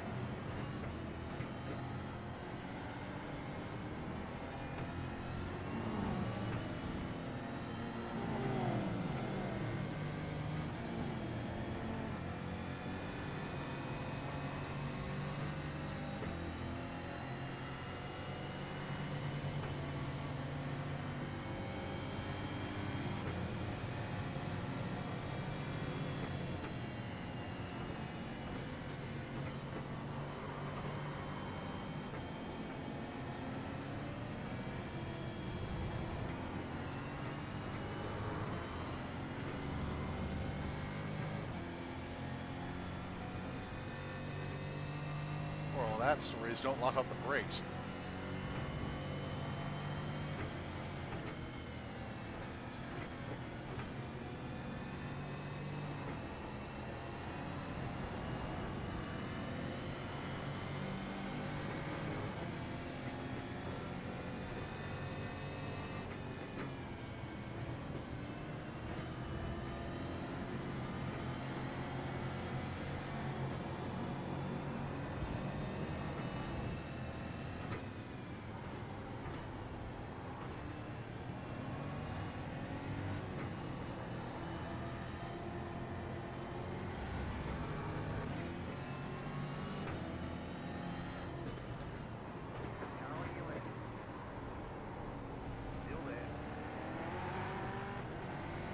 Yeah, fucking that up, very not rewarding.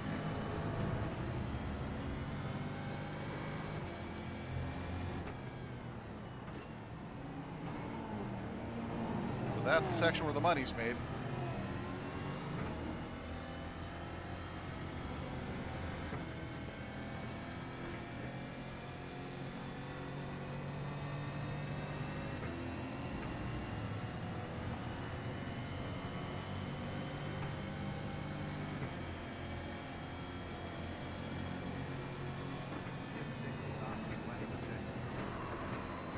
Is it Jamie Baker that we didn't like? I got into a little bit of a scrap with him, but it was fun racing him.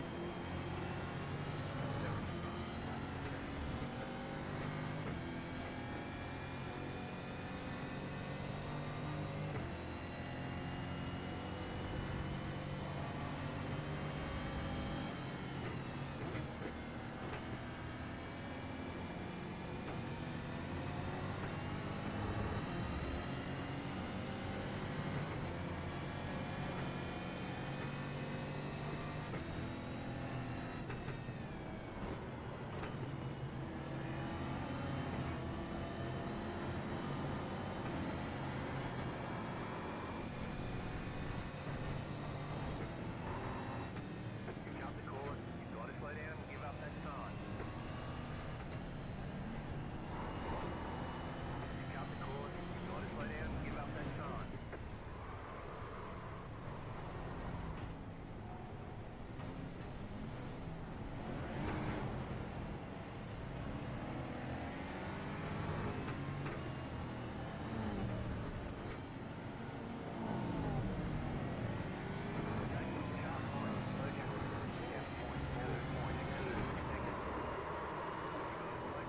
This car is uncontrollable on the grass.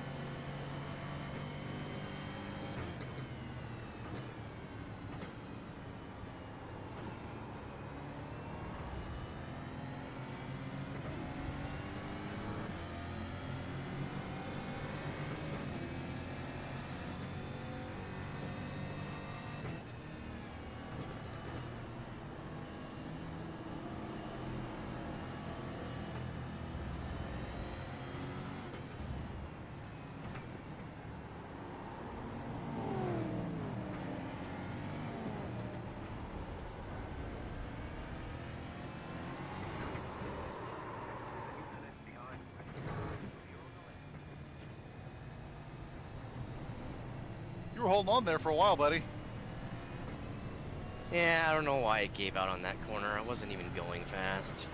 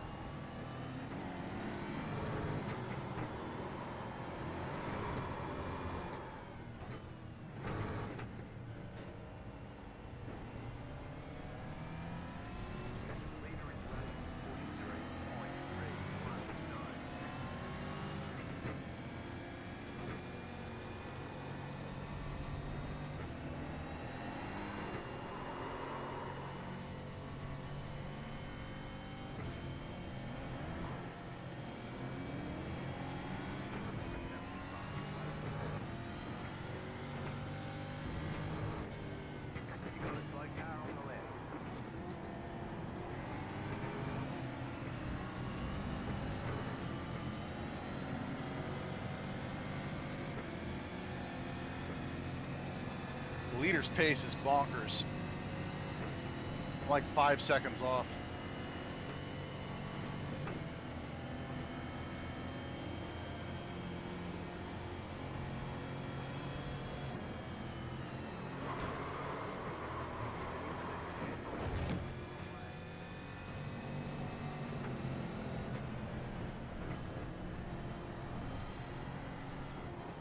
They say you got the course. No idea. You got the non-gas.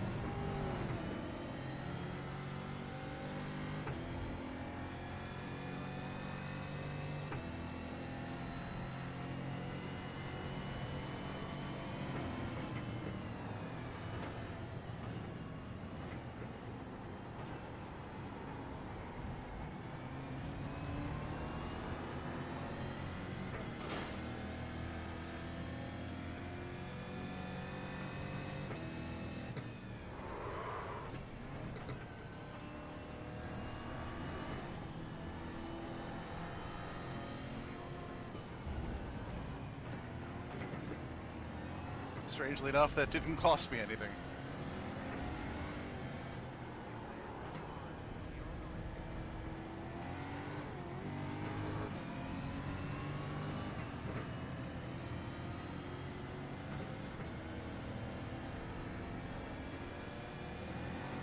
Did all the lights just turn off?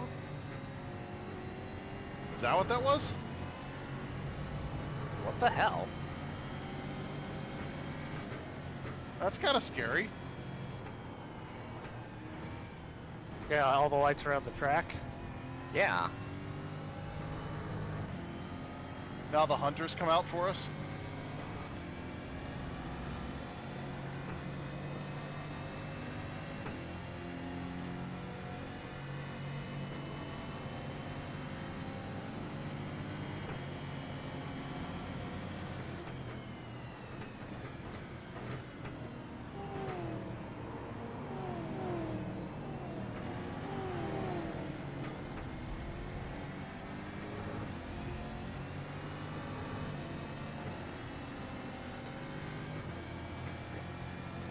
The leader is coming up. Do not advance.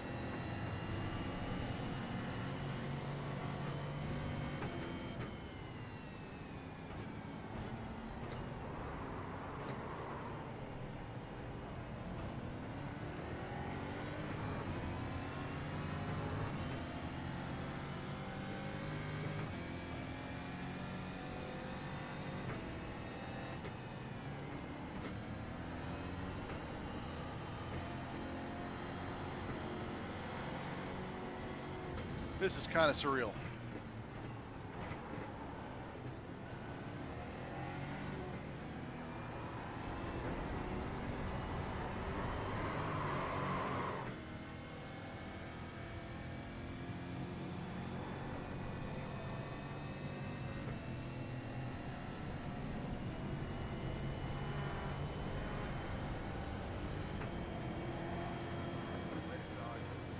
Clear. Just stay fast and left of it.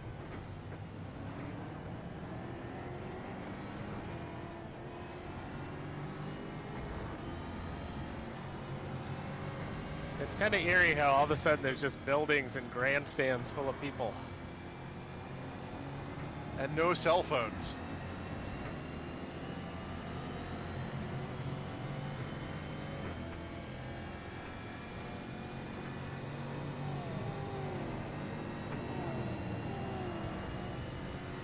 And no lights.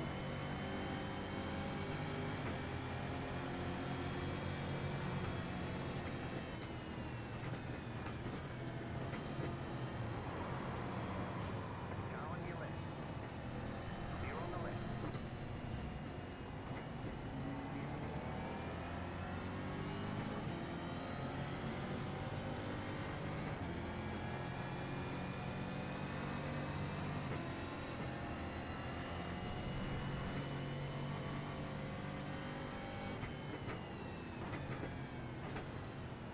I imagine this would be hard to watch, seeing as you can't see our side screens.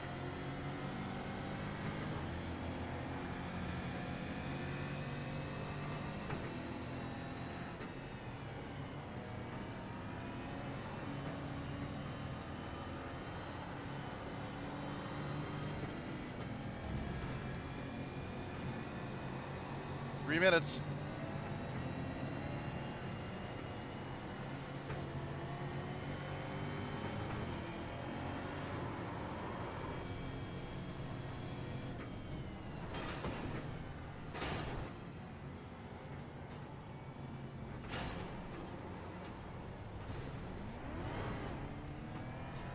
Gotta get better at that.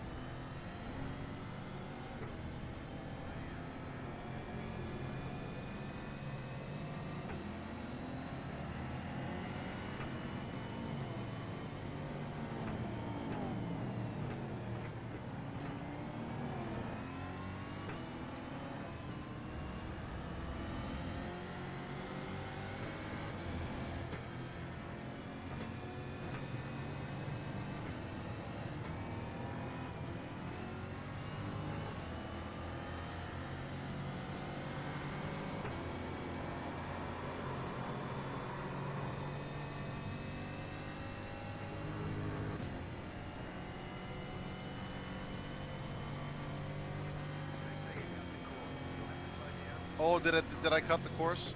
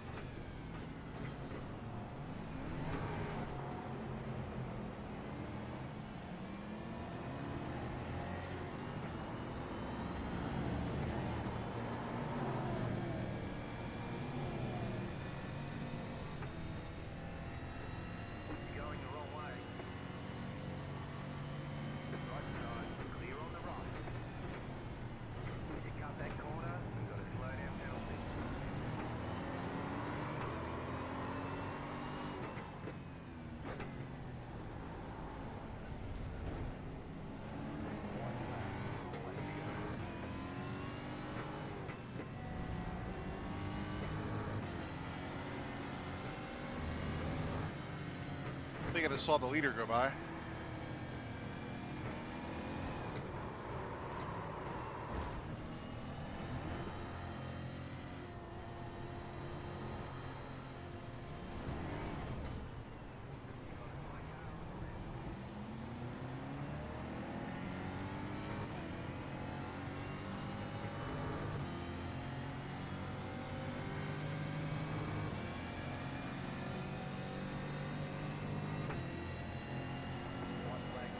Thank God it's over.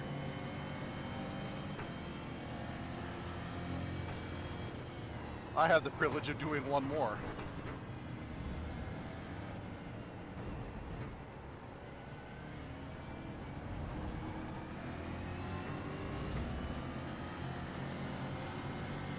All right, this time we mean it.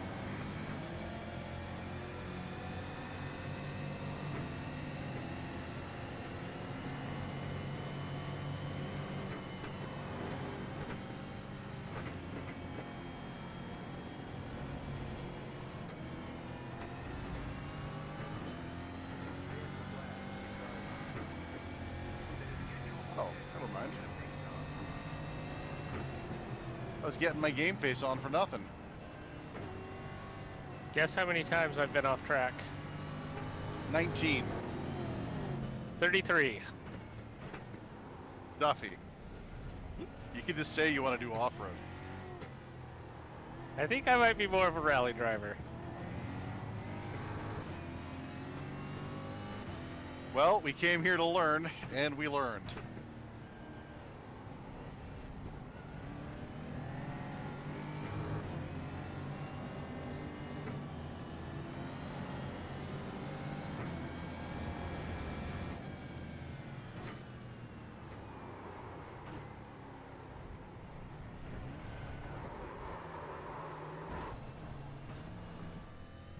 Did we, though?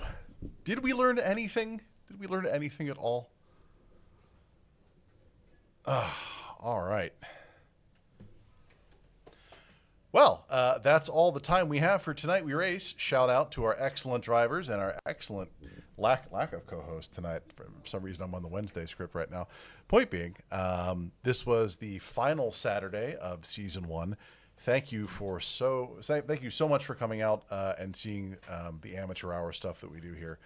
It's a ton of fun, and the fact that you're enjoying it is really important to us. And what the hell is going on over there? Shoat getting his last licks in on the track there.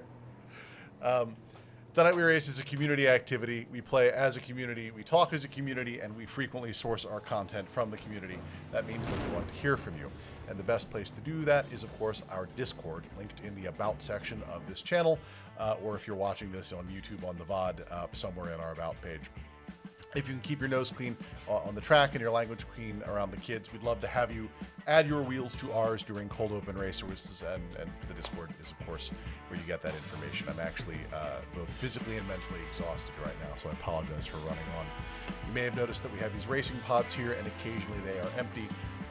If you reside in the greater Seattle area and are over the age of 18, play well with others, and are willing to sign a number of forms, not least of which include a liability waiver and a code of conduct and a talent release, we'd love to have you join the show here as a volunteer driver.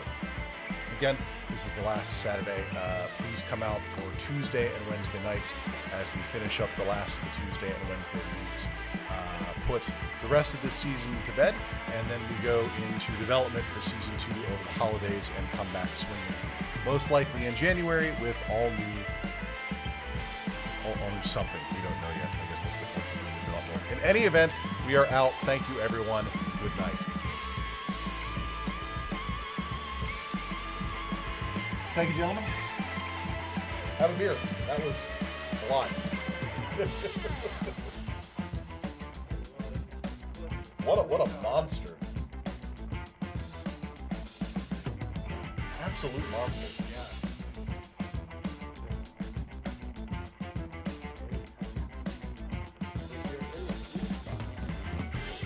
Yeah. Like if you know you've got the grip, you can put the hammer down and you're ready to go.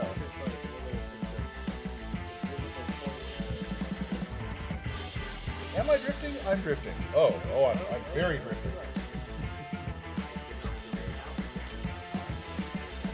Well, good news.